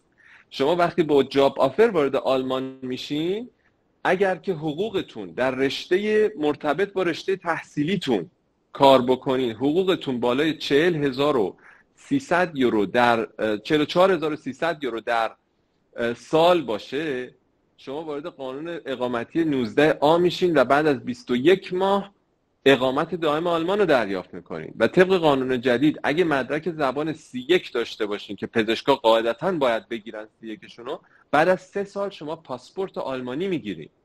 پس بنابراین وقتی با جاب آفر میایید آلمان در مدت زمان کوتاهی میتونید در واقع اقامت دائم آلمان رو بگیرید و میتونید حتی پاس آلمانی بگیرید که این در مورد افرادی که به صورت دانشجویی میان صدق نمیکنه. از یه طرف از طرف دیگه کسی که پایه حقوقش زیر 44000 یورو در رشته مرتبط با رشته تحصیلش باشه میره وارد قانون اقامتی پاراگراف 18 میشه و این قانون اقامتی در واقع بهش اجازه میده که بعد از 5 سال اقامت دائم رو داشته باشه و بعد از 6 سال هم در واقع سال 6م میتونه برای پاس آلمانی طبق قوانین حال حاضر، البته اینا ممکنه بعدا تغییر بکنه، طبق قوانین حال حاضر میتونه برای پاس آلمانی اقدام بکنه. اینا تفاوت‌های خیلی زیادی دارن، پس بنابراین چشای آدم باید باز باشه. با فوق دیپلم هم شما در آلمان خیلی شانسی ندارید، اصلا دنبالش نرید.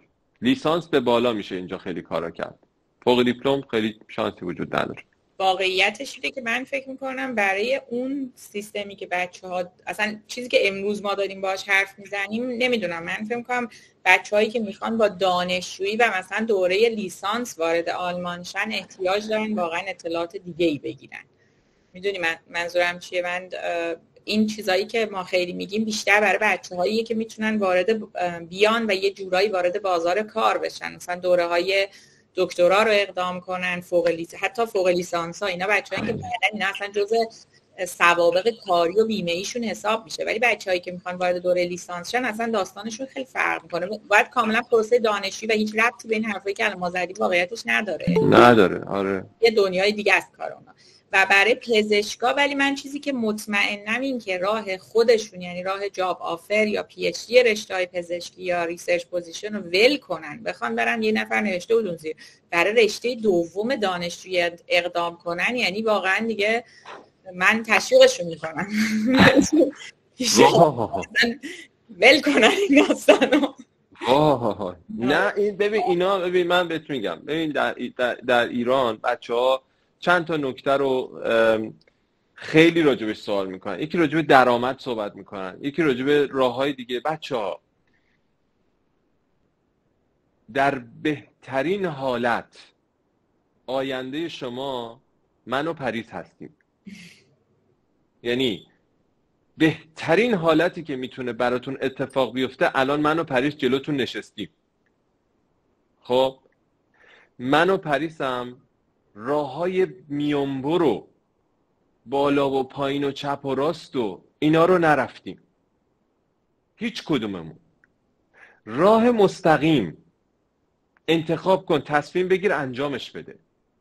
متوجه این چی بهتون میگم؟ یعنی این که بگی الان من برم اونو درخواست بدم، حالا از این راه امتحان کنم، حالا از اون راههای معمولی که آدم میتونه این کارو انجام بده برای ما. آخه مسئله اینجاست، چرا شما میخوای مهاجرت بکنی؟ اگه دنبال اینی که به قول معروف ثروتمند بشی، آلمان نمیذاره شما ثروتمند بشین. شما بیاین اینجا انقدر ازتون مالیات میگیرن، درآمدتون خوبه، زندگیتون خوبه، ماشین خوبتون رو سوار میشین، بنز و بیمه‌تون رو سوار میشین، اجاره خونه‌تون رو به راحتی میدین، مسافرت‌های خوب میرین، اروپا گردش میکنین، همه کشورها به هم نزدیکن، به راحتی اسپانیایین، به راحتی ایتالیایین، برای خودتون میچرخین و زندگیتون میگذره، حالش هم میبرین. همه اینا سر جاش، اما ثروتمند نمیشید. اینجا نمیذارن کسی ثروتمند بشه. یکی این مسئله. اگه دنبال شرایط اجتماعی و امنیت اجتماعی بالا هستین، خب آلمان برترتیب البته در سالهای اخیر اینجا یه مقداری ناامن شده، ولی کماکان میشه گفتش که در وضعیت حال حاضر اوکیه. این کشوریش که شما میتونید درش پیشرفت بکنید، ولی یه سری چیزا رو هم نداره. یعنی به شما میگه آقا من به شما امکانات اجتماعی میدم، بیمه درمانی میدم، تحصیلات بهت میدم، اجازه بهت میدم پیشرفت بکنی، ولی خب رقابت زیاده، کار سخته، باید خیلی کار بکنی. همینا جان مادرت هم به زبان من صحبت کن. این چیزیست که در اینجا حاکمه و جاریه. اگه غیر از این بخواید انجام بدین، عمل نمیکنه. یعنی خودتون گشتین سر کار، وقت زندگیتون و دور و بریاتون و اعصاب و عمرتون رو اصلا بی خودی دارین تلف میکنین برای این کشور. یا راه راست مستقیم رو میرین و به نتیجه میرسین در بالای 95% مواقع، یا اینکه نه، میخورین هی در و دیوار کمونه میکنین. خودتون میدونین. این چیزیست که من میتونم دوستانه به عنوان یه همکار، به عنوان یه هموطن بهتون بگم. نمیدونم پریس میخوای چیزی اضافه بکنی به اینا یا مخالفتی بکنی؟ نه اصلا خواستم یه چیزی اضافه کنم، چون یاد حرف صبح که داشتی باید راجع به یه چیز دیگه حرف بزنیم. گفتیم خیلی متخصصایی هستن که کوالیفیکیشن متخصص. آفرین. من یه چیزی الان افتادم. اگه دارین میاین آلمان یه چیزی رو فراموش کنین. من خیلی با خنده و با افتخار بهتون بگم که من دوره تخصص قلبم روی ورق میتونه تو آلمان موقعی که آدم تخصص میگیره میتونه 6 سال طول بکشه، برای من 7 سال طول کشید. چرا؟ برای اینکه من توی دوره تخصص قلبم تصمیم گرفتم که 1.5 سال دوره ایمیجینگ بگذرونم، یعنی دوره MRI داشته باشم و دوره اکوی اینترونشنال اکو رو انجام بدم. خب کسایی هم هستن که تو آلمان تونستن سر این 6 سال روز آخر 6 سال مدرکشون رو بگیرن، بچه‌هایی هستن که 8 ساله تخصصشون میگه. میخوام اینو بگم این داستانی که ما یه ذره بعد این فکر رو فراموش کنیم. ایران خیلی خوبه که بعد از 4 سال تا تخصص تمام شه میای بیرون میشینی فکر میکنی چه فلوشیپی بگیری. توی آلمان برای یاد گرفتن یه سری چیزا باید وقت بذاری و زحمت بکشی، اونقدر دنبالت نمیدونن همه چی رو به یاد بدن. اینجا دوره رزیدنتی مثل ایران نیست که وقتی شده باشی سال 2 رزیدنت سال 4 میره تو اتاقش میخوابه، رزیدنت سال 2 بعد همه آنژیوها رو بکنه. اصلا خبری نیست. اینجا تو ممکنه رزیدنت سال 4 باشی همچنان بهت یه دونه آنژیو دستت نداده باشن. تو ممکنه تخصصت رو بگیری بیای بیرون هنوز یه دونه آنژیو تنهایی نکرده باشی. خب یعنی داستان چی میگن رزیدنتی توی کشورهای مثل آلمان، چون یه سری کشورهای دیگه هم این قانون دارن، اینه که باید صاف بدون بازیایی که ما حالا خیلی خوب یاد میگیریم به واسطه شرایطمون، اونا رو باید بذاریم کنار، وگرنه میتونین با همون بازی‌ها بیای اینجا بری توی بیمارستان کوچیک سر 5 سال مثلا تخصص بیهوشیت هم بگیری، ولی عملاً یه متخصص بیهوشی هستی که کارکردهای یک متخصص خیلی خوب بیهوشی رو نداری. خب واسه همین این داستان این که من چون میخونم اون زیرا مثلا یکی نوشته اینو میشه اینطوری کرد سریعتر اون کارو کرد، اگه به سریعتر اینا فکر میکنین من فکر میکنم آلمان اصلا راه خوب و درستی نیست. اصلا واقعی میگم به نظرم کشور آلمان هیچ وقت کسی رو سریع به جایی نمیذاره برسونه. پولدار که اصلا نمیذاره بشین، چون یه جایی به بالاتر دیگه ناراحت میشن قرار باشه بیشتر پول در بیارین. ولی یعنی نمیدونم نه پوریا من فکر می‌کنم نه کاملا 100% درسته. 100% درسته. ببین یه سری چیزایی هست چون خیلی‌ها میپرسن از نظر علمی و فلان و فلان و فلان. ببین شما باید اینو اینجوری در نظر بگیرید. من میگم بچه‌هایی که میخوان بیان آلمان اینجا زندگی بکنن، خب دنبال چی هستی؟ چرا داری مهاجرت میکنی؟ خب میگی آقا من تو ایران آیندهم مشخص نیست، نمیتونم برنامه‌ریزی بکنم، نمیتونم فردای خودم رو خبر ندارم، نمیدونم وضعیت اقتصادی داغونه، اینه رفاه زندگی ندارم، حقوق رزیدنتیم کفاف حقوق چه میدونم دانشجویی که اصلا هیچی، حقوق زندگیم به عنوان یه پزشک اصلا کفاف 10 روز زندگی ماهیانه منو نمیده و غیره و غیره و غیره. یعنی یه سری دلایلی وجود داره که شما میخوای مهاجرت بکنی. حالا یه روزی نشستی گفتی حالا میخوام مهاجرت بکنم، من این کشور میدونم آینده‌ای توش ندارم، خب میخوام مهاجرت بکنم، برم کجا؟ اول اومدی نشستی 100% این شرایط خود من بوده، امکان نداره شماها غیر از این فکر کرده باشین، امکان نداره. اول اومدی نشستی راجع به کشورهای انگلیسی زبان تحقیق کردی، اومدی گفتی آقا آمریکا من 2 تا USMLE باید بدم، باید نمرم خیلی بالا باشه، باید ریسرچ داشته باشم، باید فلان داشته باشم، برم تو مچینگ USMLE 3 رم امتحان بدم، نمیدونم فلان باشم، تهش میتونم بشینم داخلی یا برم فامیلی داکتر بشم یا برم پاتولوژی، رشته تاپ نمیتونم برم. گفتی خیلی خوب، پس این آمریکا خیلی مثل این که آپشن جذابی نبود. بعد رفتی نشستی کانادا رو تحقیق کردی، بعد دیدی من باید برم تورنتو نوتس رو امتحان بدم، 4 سال تو نوبت رزیدنتی باشم، بعد میتونم بشم فامیلی داکتر، برم تو رزیدنتی فامیلی داکتر، آخرش حقوقی که دستم میگیره شاید اونقدی نباشه که این وسط هم 6-7 سال زندگی و عمرمو از دست دادم. دیدی آقا این هم آپشن خوبی نیست. بعد رفتی سراغ استرالیا،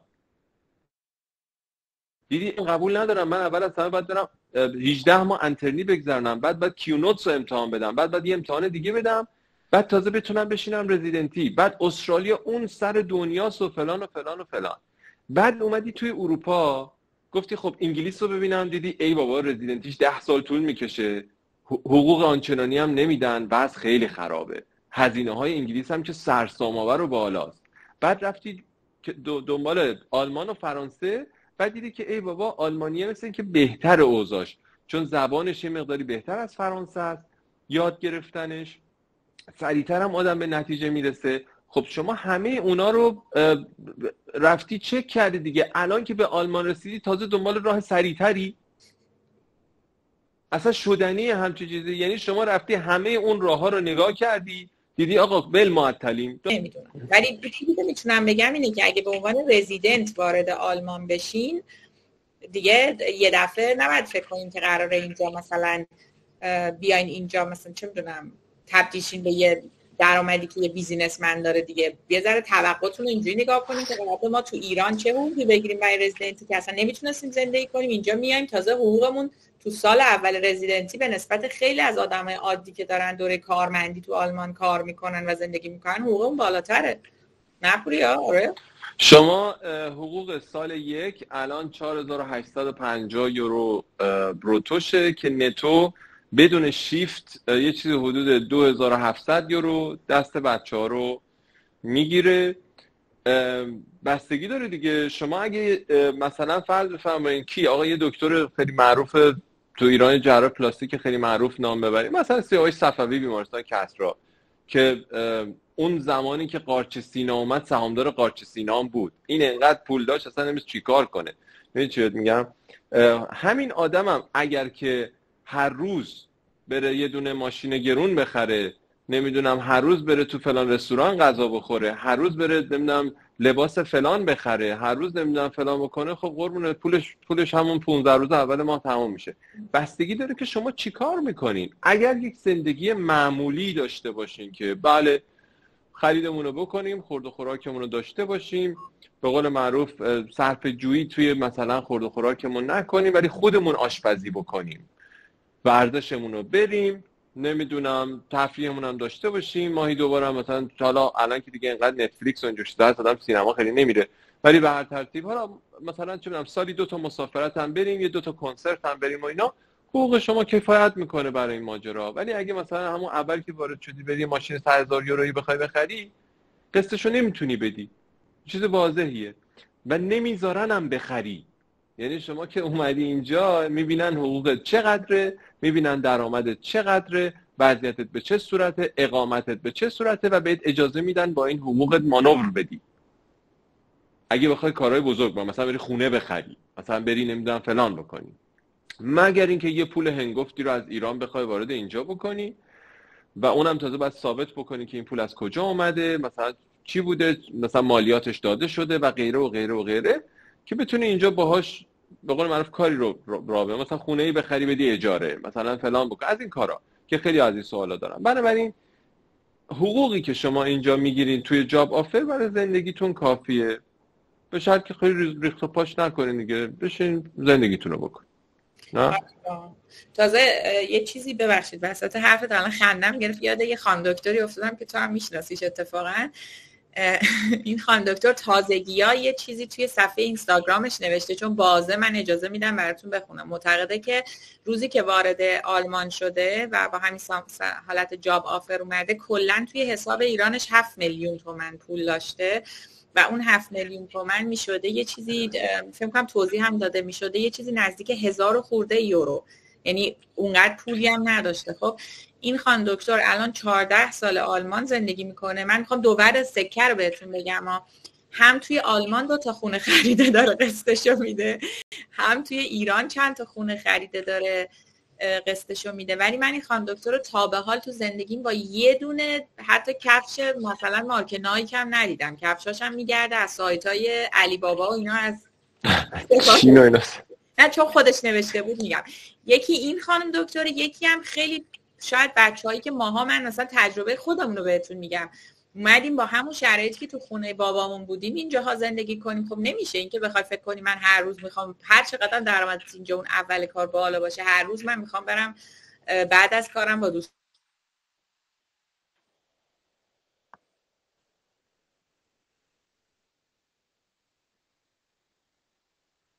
قطع شد. فکر میکنم خانم دکتر یکم صدا تصویرتون قطع شد.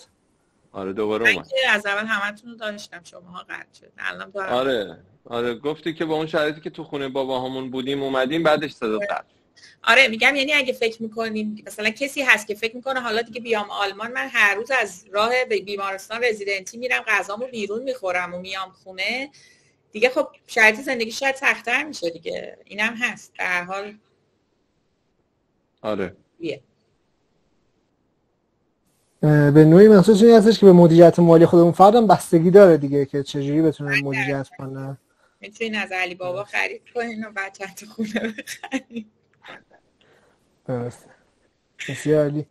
ممنون آقای دکتر. خانم دکتر لطف کردین. حالا نمیدونم دوستان اگر سوال دیگه هم دارن بفهمن، اگر نه که ما دیگه بیشتر از اینم مزاحمتون نشیم. میدونم که الان هم خسته هستین، تازه از کار برگشتین و دیگه نمیدونم حالا اگر دوستان سوالی دارن که هست بفرمایید. یه چیزی فقط چون چند تا از بچه‌ها اون زیر می‌نوشتن من بعداً بهت میدم، چون میدونم تو مثل اینکه یه صفحه یا یه سایتی داری که بچه‌ها میتونن ازش استفاده کنن.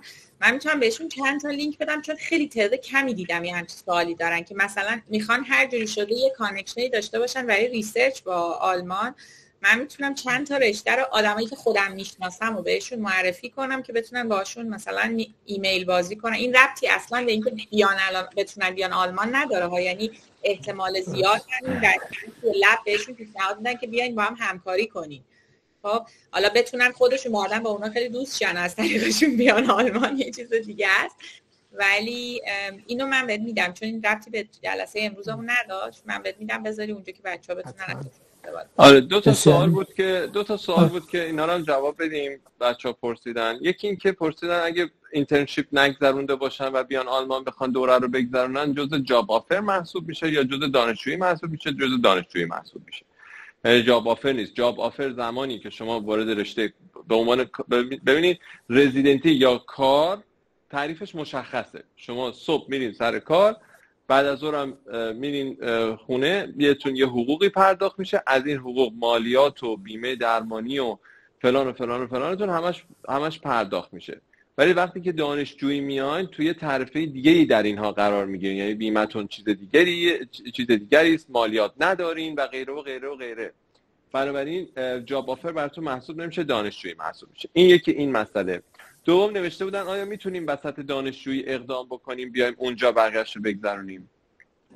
تونستنش که میتونیم. یکی اینکه زبان آلمانیتون باید در اون حدی که باید باشه. یک. دو اینکه خیلی سخته از این جهت که شما در آلمان، در خود آلمان وقتی که به عنوان دانشجو از یه دانشگاهی میخواد برید یه دانشگاه دیگه، کوریکولوم دانشجویی شما رو استان به استان چک میکنن. یعنی ممکنه که شما از دانشگاه دوسلدورف نتونین برین دانشگاه فرانکفورت، برای اینکه کوریکولوم دانشجویی شما در فرانکفورت و دوسلدورف ممکنه متفاوت باشه. مثلا ممکنه فرانکفورت و مونیخ مثلا قابل جابجایی باشه.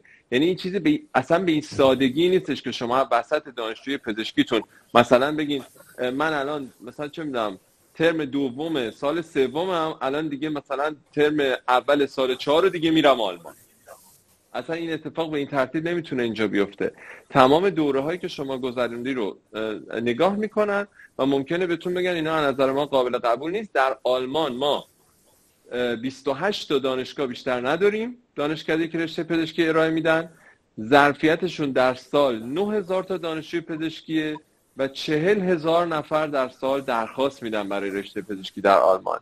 به خاطر همین خیلی از خود آلمان ها اینجا پوزیشن پیدا نمیکنن و همشون الان دارن میرن سمت رومانی و مجارستان و نمیدونم لیتوانی و اینجور کشورها که پزشکی بخونن و برگردن تو آلمان کار بکنن. چرا که اونجا میتونن با زبان انگلیسی پزشکی بخونن و برگردن آلمان. ولی بازم البته میگم مجارستان و رومانی چون اتحادیه اروپا هستن از نظر اون گذروندن مدرک تطبیق مدارکشون اینا خیلی براشون راحت تره. ولی به هر حال تو خود آلمان این اتفاق نمیفته. در آلمان 2-3 تا دانشگاه خصوصیه که سالی 15,000 یورو هزینه میگیره برای تحصیل که ورود به این ستام خیلی سخته. یعنی حتی اگر شما بگید آقا من حاضرم سالی 40,000 یورو بدم و وارد این دانشگاه بشم، بازم ظرفیتشون خیلی ناقصه. به خاطر اینو از چه جهت میدونم؟ چرا؟ چون یکی از همکارای خودم که 3 سال باش کار میکردم، دخترش یه آدم آلمانی که اینجا به دنیا اومده، بزرگ شده، سالها کار کرده، دخترش اینجا به دنیا اومده و الان 18 سالشه و میخواست وارد دانشگاه پزشکی بشه، به هیچ عنوان نتونست. در اتریش هم نتونست. آخر براش توی رومانی جا پیدا کردن و به عنوان یه آلمانی از آلمان داره میره رومانی پزشکی بخونه و برگرده در آلمان شروع به کار بکنه. بنابراین من توصیه‌ام به شما اینه اگر دانشجو پزشکی هستین درستون رو تموم کنین، دانشنامه‌تون رو بگیرین، زبانتون رو بخونین، با B2 جاوافر پاشین بیان آلمان. دقیقاً منم خواستم همینو بگم، چون تعداد بچه‌هایی که آلمانی هن اصلا کاملا آبی، چشای آبی، موهای زرد و الان همکار منن یا اصلا اتندای همراه من هستن، چند تاشون لهستان و رومانی و مجارستان درس خوندن، چون موقع نتونستن وارد دوره های، یعنی وارد دانشگاه شدنی که فکر کنین ایرانو ول کنم بیام اینجا برم دانشگاه واقعا سخته. خوبه، درست میگه. دیگه خیلی کار خودتون دارین سخت میکنین دیگه. آره. و یک سوال دیگه هم که دوستان پرسیدن در رابطه با آزادسازی مدرک هستش. همونطور که میدونید الان در رابطه با قانونی خیلی صحبت میشه که در واقع دیگه اون تعهد قابل خریداری نیست برای بچهای روزانه و باید تعهدشون رو بگذرونن. این رو شما اطلاع دارید که چطوری میشه حالا تغییرش داد یا این قانون رو در رابطه باهاش کار کردن؟ مثلا این تعهد رو باید بگذرونن و بعد وارد آلمان بشن یا به نوع دیگه ای هستش؟ اینم ممنون میشم اگه بفرمایید. من چی نمیدونم. منم همینطور. من فقط هر چیزی که میدونم اینه که ببین با چک و لغت و چنگ و دندون اون دانشنامه رو بگیرید و اگه میخواید دانشنامه رو باید بگیری. حالا این که قوانین چیزه که مشکل اینه، من نمیدونم، حالا اونشو نمیدونم. ولی بچه بعد از تحقیق گذراندم همینجوری یکی از اینا دستشو میبره بالا. من فقط ایسی بگم، ایسی راجع به دوره جراحی پرسیده بود، آقای دکتر جراحن. این که من گفتم که برای گذروندن دورتون ممکنه زمانش طول بکشه، آره، ولی اونایی که میان از دوره تخصص بیرون و کوالیفیکیشنشو ندارن خودشون نرفتن دنبالش بگیرن. حرف من اشتباه متوجه نشین. وگرنه اینکه شما یه جایی کار کنین میتونین وایسین کار کنین، تعداد جراحیات رو ببرین بالا، همونطوری که آقای دکتر کرده. میتونین آنژیو کنین، کارهایی که ماها کردیم، من کردم، میتونین بکنین بیان بیرون.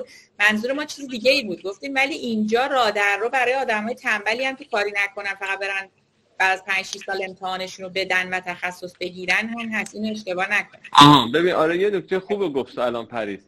شما در ایران در رزیدنتی امتحان ارتقا داریم، در آلمان اینو نداریم. ما اینجا امتحان ارتقا وجود نداره. شما اینجا حالا در رشته جراحی یک در واقع یک لوگ بوکی دارین که این لوگ بوک باید پر بشه. یعنی مثلا دارم میگم در رشته من در جراحی عروق من باید مثلا در 6 سال مثلا 25 تا شریان کاروتید عمل می‌کردم، مثلا 50 تا آورت باید عمل می‌کردم. حالا ممکنه توی این 6 سال مثلا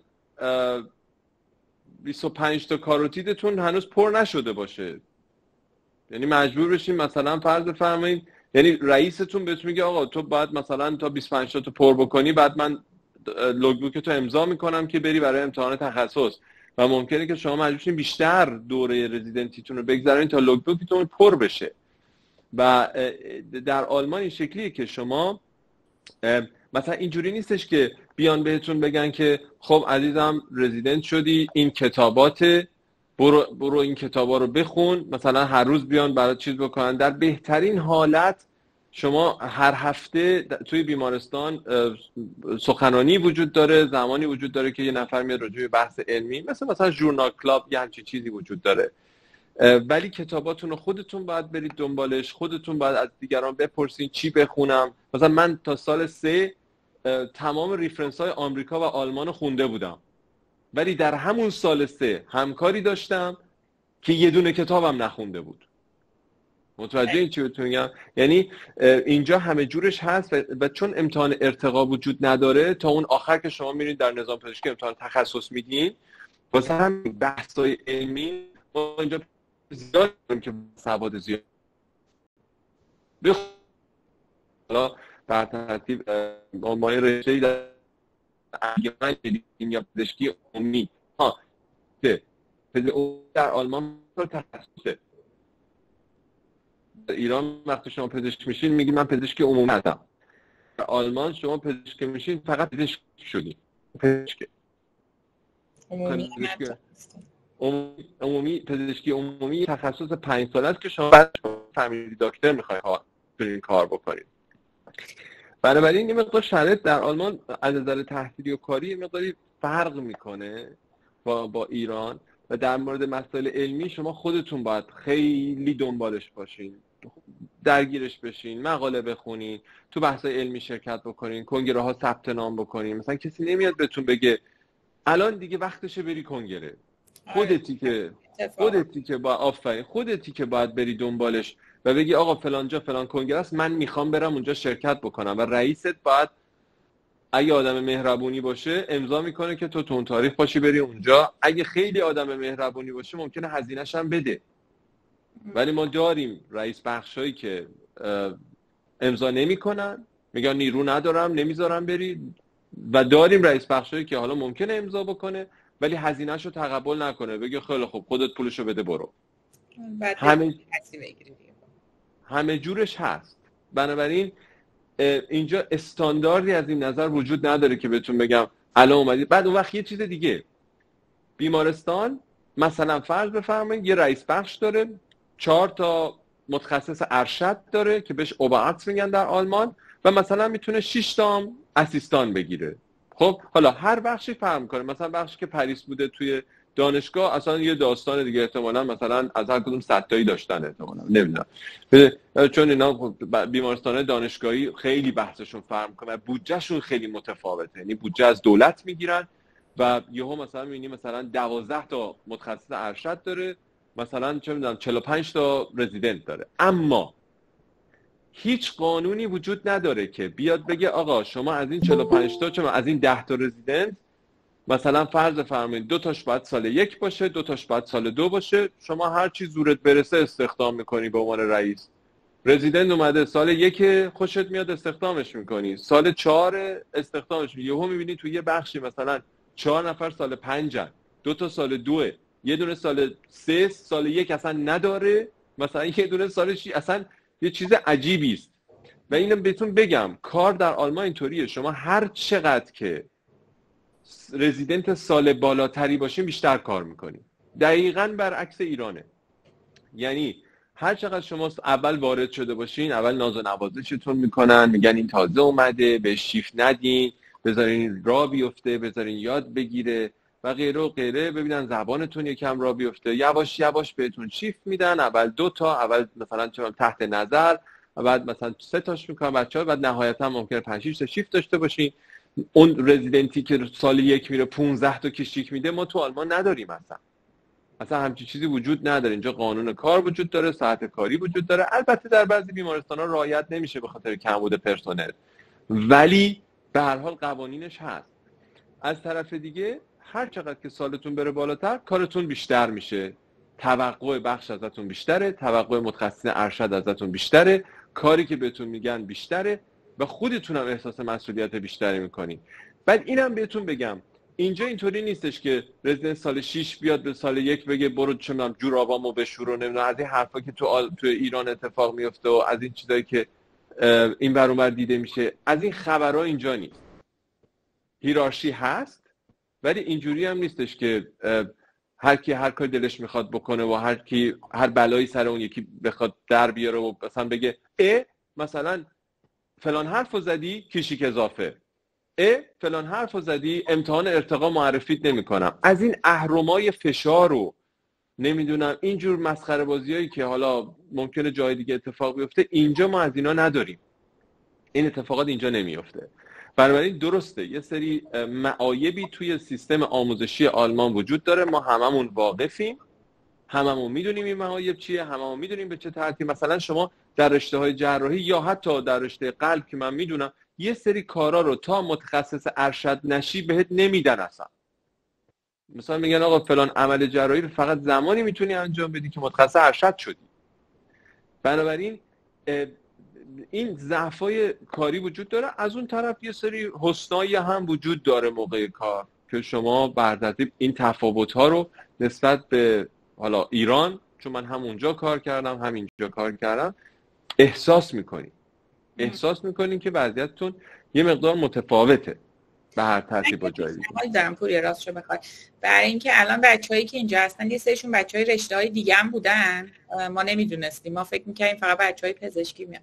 حالا من فکر می‌کنم اگر یه موقعی توی بچه‌هایی بودن که واقعا تصمیم گرفتن برای اینکه برای آلمان اقدام کنن و تصمیمشون جدی تر شد، حالا میشه سر فرصت مناسب برای اونا یه جلسه جدا گذاشت و سوالاشون رو جواب داد. چون اینکه این توضیحات رو میدیم واقعیتش اینه که توضیح دادن راجع به دوره‌های تخصصی یا اصلا رشته‌ها، چون من می‌بینم دائم می‌پرسن بچه‌ها جراحی چی، قلب چی، اون می‌پرسن نمیدونم فلان چی، اینا یه سری چیزای چیزتره که شما باید اول تصمیمتون رو بگیرین چه کشوری می‌خواید برین.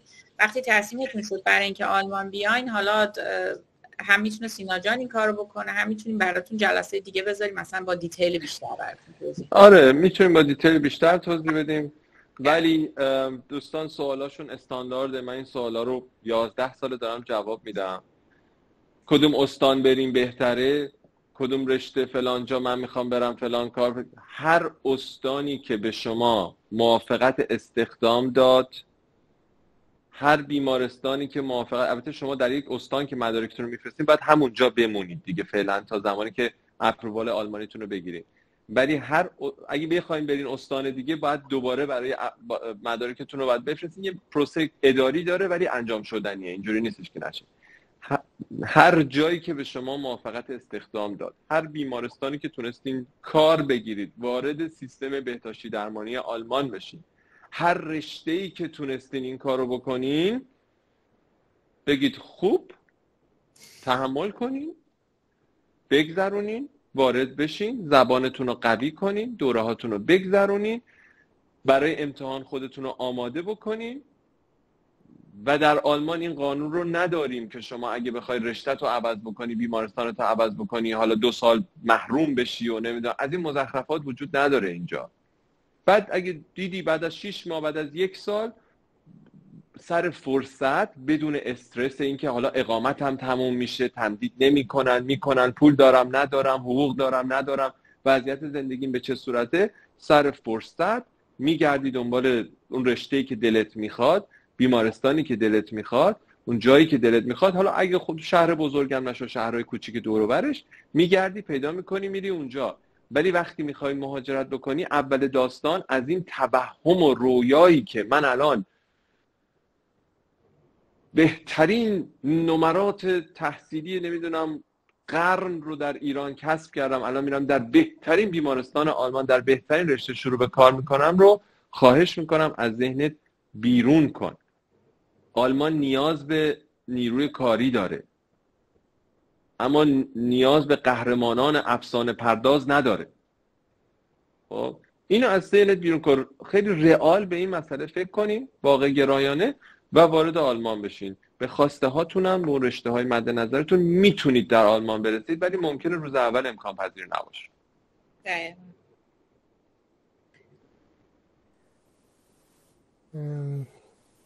خب خیلی عالی.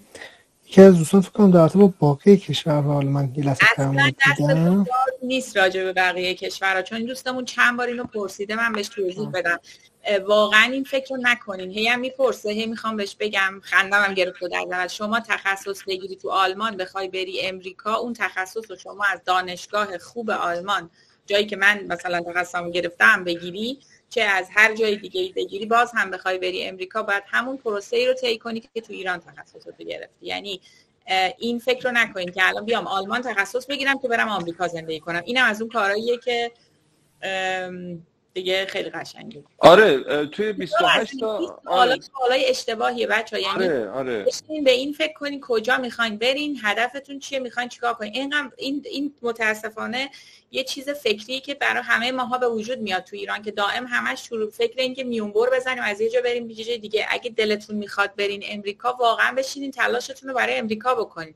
اینکه بیاین آلمان زندگیتون رو برای زبان دیگه خرج کنین، یه دوره تخصصی بخونین که تازه بعد برین آمریکا بشین از اول همه USMLE رو بدین دیگه. آره چیز عجیبیه. بعد من اصلا تعجب میکنم. البته شما با مدرک تخصص آلمان توی 28 تا کشور اروپا میتونین کار بکنین، یعنی فقط باید زبانشون رو بلد باشین، این کارهای قانونی رو انجام بدین. اینجوری هم ولی واقعیت اینه که من همیشه با خودم این فکر رو میکنم، کسی که اومده اینجا 7 سال 8 سال زبان و فرهنگ و تکنیک و دستگاه‌ها و نمیدونم تمام اصطلاحاتی که لازم داره توی تخصص خودش همه رو انجام داده، یک عالمه نتورکینگ کرده، یک عالمه کانکشن داره، یک عالمه آدم رو شناخته، کلی دوست و رفیق داره، چرا باید الان ول کنه بره از صفر توی کشور دیگه؟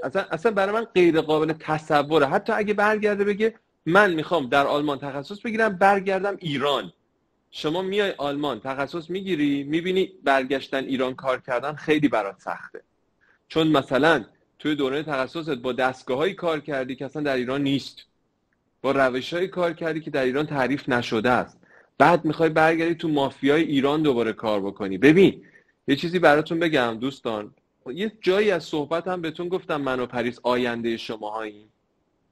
یعنی ما به فکرمون نرسیده که برگردیم ایران کار بکنیم یا مثلا اینجا بریم کشور دیگه کار بکنیم. ببینیم بچه‌ها، ما هممون الان تو این جمعی که اینجا هستیم و حالا جمع‌های بزرگتر، IQ هامون در یک سطح خیلی بالا و پایین نیست، هممون به یک اندازه هدفمند تو زندگی، با تلاش و پشتکار و برنامه ریزی و هزار مکافات و گرفتاری هممون سعی میکنیم زندگیمون رو به قول معروف گلیممون رو عذاب بکشیم بیرون.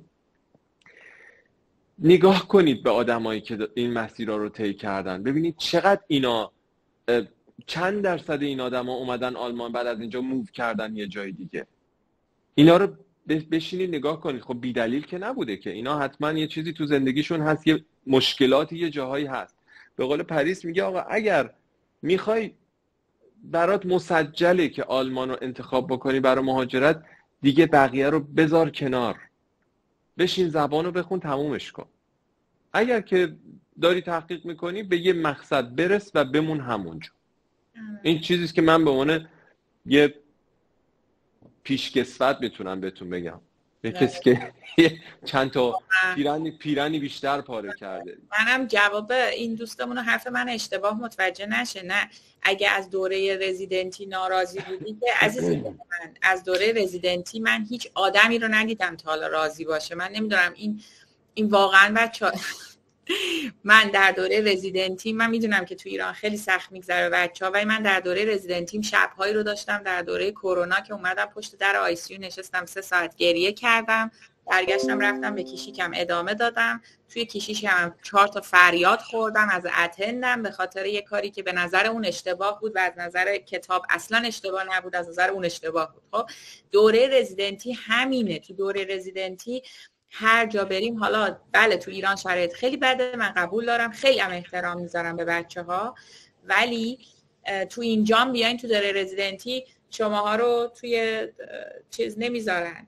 فریادهایی که ما تو دوره رزیدنتی خوردیم اینجا میخورین. یه چیزی هم که بهتون بگم خوشحالتون کنه، دلتون برای پارتی بازی هم تنگ نمیشه. اینجام تو دوره رزیدنتی پارتی بازی میبینین، بچه‌ها به حال رئیس بخش بیمارستان یه جورایی میشناستشون، باباشون جزء یتیمانای دانشگاه، اینجا میبینین، ولی کمتر با اون وقاحت وحشتناکی که تو ایران تو چشمون میکنن نیست، ولی اینجا میبینین.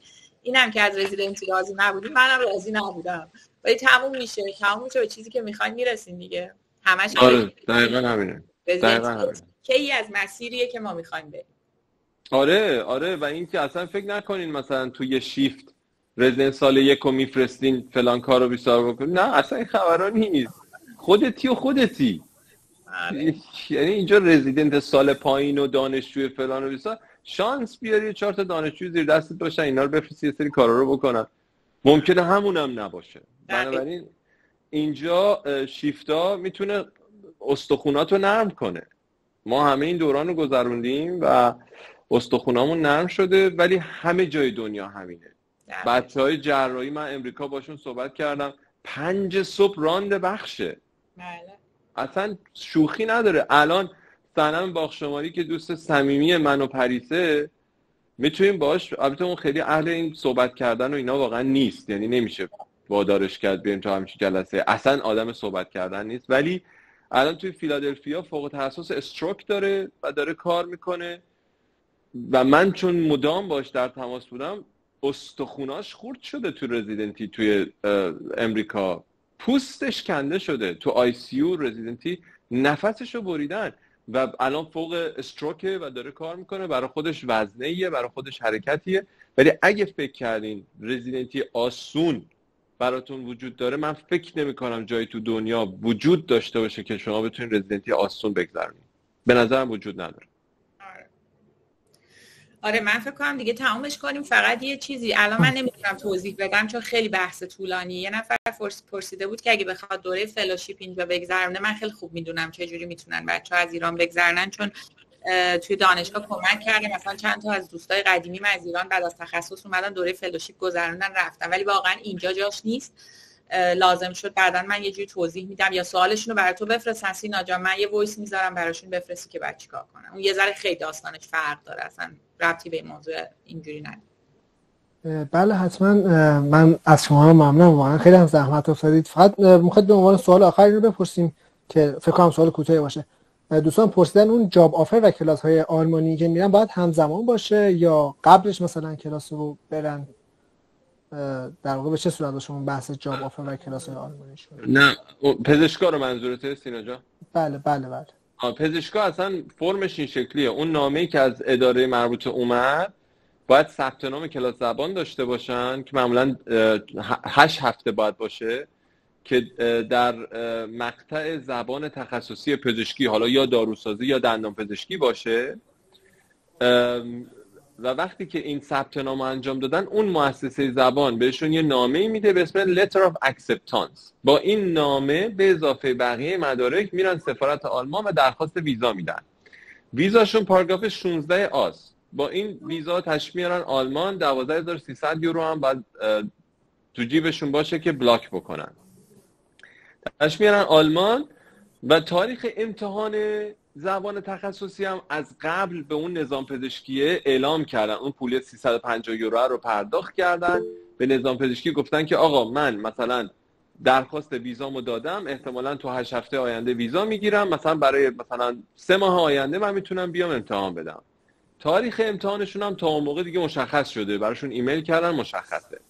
بعد که امتحانشون رو دادن قبول شدن، حالا دیگه باید بیفتن دنبال پوزیشن‌های کاری. حالا دیگه شروع میکنن درخواست دادن به بیمارستان‌های مختلف و وقتی پوزیشن کاری گرفتن، اون دیگه میشه جاب آفر. زمانی میتونن اجازه کار در آلمان بگیرن که امتحان زبان تخصصی رشته خودشون رو قبول شده باشن، وگرنه اجازه کار اصلا براشون صادر نمیشه. حالا هر چقدر، چون اینجا بیمارستان‌ها و رئیس بخشایی وجود دارن که اصلا این قانونا هیچ گونه اطلاعی ندارن، هیچ گونه. به شما موافقت استخدام میده، طرف اصلا نمیدونه تو اصلا مقطع زبانت چیه، تو اصلا چه شرایطی باید داشته باشی. میگه من نیرو میخوام، یهو بهت موافقت استخدام میده، تو هم میری تو یوفوریا، میری آسمون، میگی به به کارو گرفتم. موافقت استخدام میده، بعد تو میفرستی برای دولت منطقه‌ای استان خودت که بهش بتیکس خیگیقون میگن. اون برمیگرده بهت میگه خب قبولی امتحان زبان تخصصیت کو؟ چون شما وقتی که قبول میشی، نظام پزشکی خودش مستقیم نتیجه امتحان شما رو گزارش میکنه به دولت منطقه‌ای. یعنی حتی وای نمیسه شما اینو بفرستی یا نفرستی، مستقیم گزارش میده که آقا ایشون امتحانش رو قبول شده. و با موافقت استخدام بیمارستان، موافقت استخدام، شما نمیتونی اجازه کار بگیری مگر اینکه اون امتحان رو قبول شده باشی. بنابراین اون امتحان برای شما مهمترین مقطعی است که باید بگذرونید و بعد از اون آفرای کاری از بیمارستان‌های مختلف، سایت‌های مختلفی وجود داره، شرکت‌های مختلفی وجود دارن که میتونن کمک بکنن و وقتی که کار گرفتین اجازه کار براتون صادر میشه برای 1 سال. توی این مدت 1 سال باید امتحان تطابق رو هم امتحان بدین که حالا راجع به مبانیش چه کتابی باید خوند فلان بیسار، دیگه اونا میره تو مشاوره تخصصی، اونا رو دیگه باید بذاریم واسه بعد، چه کتابی، ریفرنسش چیه، از کجا تهیه بکنم فلان، اینا همه رو من میدونم. اونجا دیگه میشینی همزمان که داری هر روز صبح ساعت 6 صبح پا میشی میری بیمارستان، ساعت 7 صبح تو بخشی و کار میکنی، شبا میای خونه میشینی درس میخونی، واسه امتحان زبانتو قوی میکنی که امتحانه رو بدی. قبول که شدی میشی معادل یک پزشک آلمانی. برو حالشو ببر. بسیار عالی. ممنون از شما آقای دکتر، خانم دکتر، خیلی لطف کردید و خیلی خوشحال شدیم از اینکه تشریف آوردید، قابل زحمت کردید و خیلی توضیحات کامل و جامعی داشتید. واقعا باعث خوشحالی و افتخار من هستش که ریسرچ کلاب تونست بانی این در واقع جلسه باشه و قطعا برای من و تیمم باعث افتخار هستش. ان شاءالله که بتونیم با شما عزیزان و سایر دوستان در قسمت‌های دیگه دوباره همکاری داشته باشیم و صحبت داشته باشیم. اگر موردی هست در خدمتتون هستم، اگر نه که شبتون بخیر باشه. ممنون از لطفتون. شبتون بخیر. بچه‌ها برای همتون آرزوی موفقیت، سلامتی و بهروزی دارم. انشالله که به هدفاتون، آرزوهاتون برسین. جلسه امشب ما کاملا در خلوص کامل برگزار شد، به صورت رایگان برگزار شد. ما هیچ کدوممون هیچ دستمزدی از این در واقع وبیناری که برگزار شد دریافت نکردیم و دلمون نمیخواست اصلا پولی دریافت بکنیم. دلمون میخواست رایگان اطلاعاتمون رو در اختیار شما بذاریم و براتون کمک کننده باشه. به خاطر همین هیچ جانبداری وجود نداشت توی این مسئله و اطلاعاتی هم که بهتون دادیم همشون قابل سرچ هستن، همشون مستدل هستن و شما همه اینا رو توی گوگل اگر که یه مقداری بیشتر زمان بذارین میتونید پیدا بکنید. ولی دیتیل هایی که دیتیل های انسانیش هست و احساس انسانی باش در واقع درگیر هست رو از آدمایی مثل ما میتونین بشنوین که اینجا دارن زندگی میکنن تو این شرایط. اونا خوندنش خیلی سخته، پیدا کردنش هم خیلی سخته. هر کسی یه چیزی از نظر خودش مینویسه.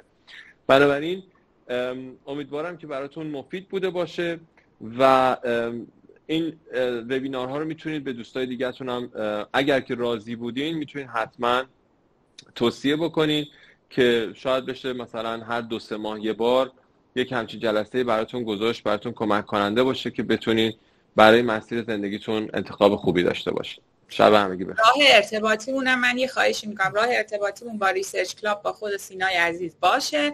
لازم شد بعد با ما کانکت میشین و ما سعی میکنیم کمکتون کنیم. بله اگه موافق باشید حالا دوستان سوالاتی که داخل گروه میپرسن من خدمت خانم دکتر زندیان و آقای دکتر ثابتیان ارسال میکنم، ایشون جواب میدن و انشالله من داخل گروه قرار میدم. ممنون از شما. لطف کردید. تشکر. ممنون. شب بخیر. شب همگی بخیر. شبتون بخیر. ممنون از شما.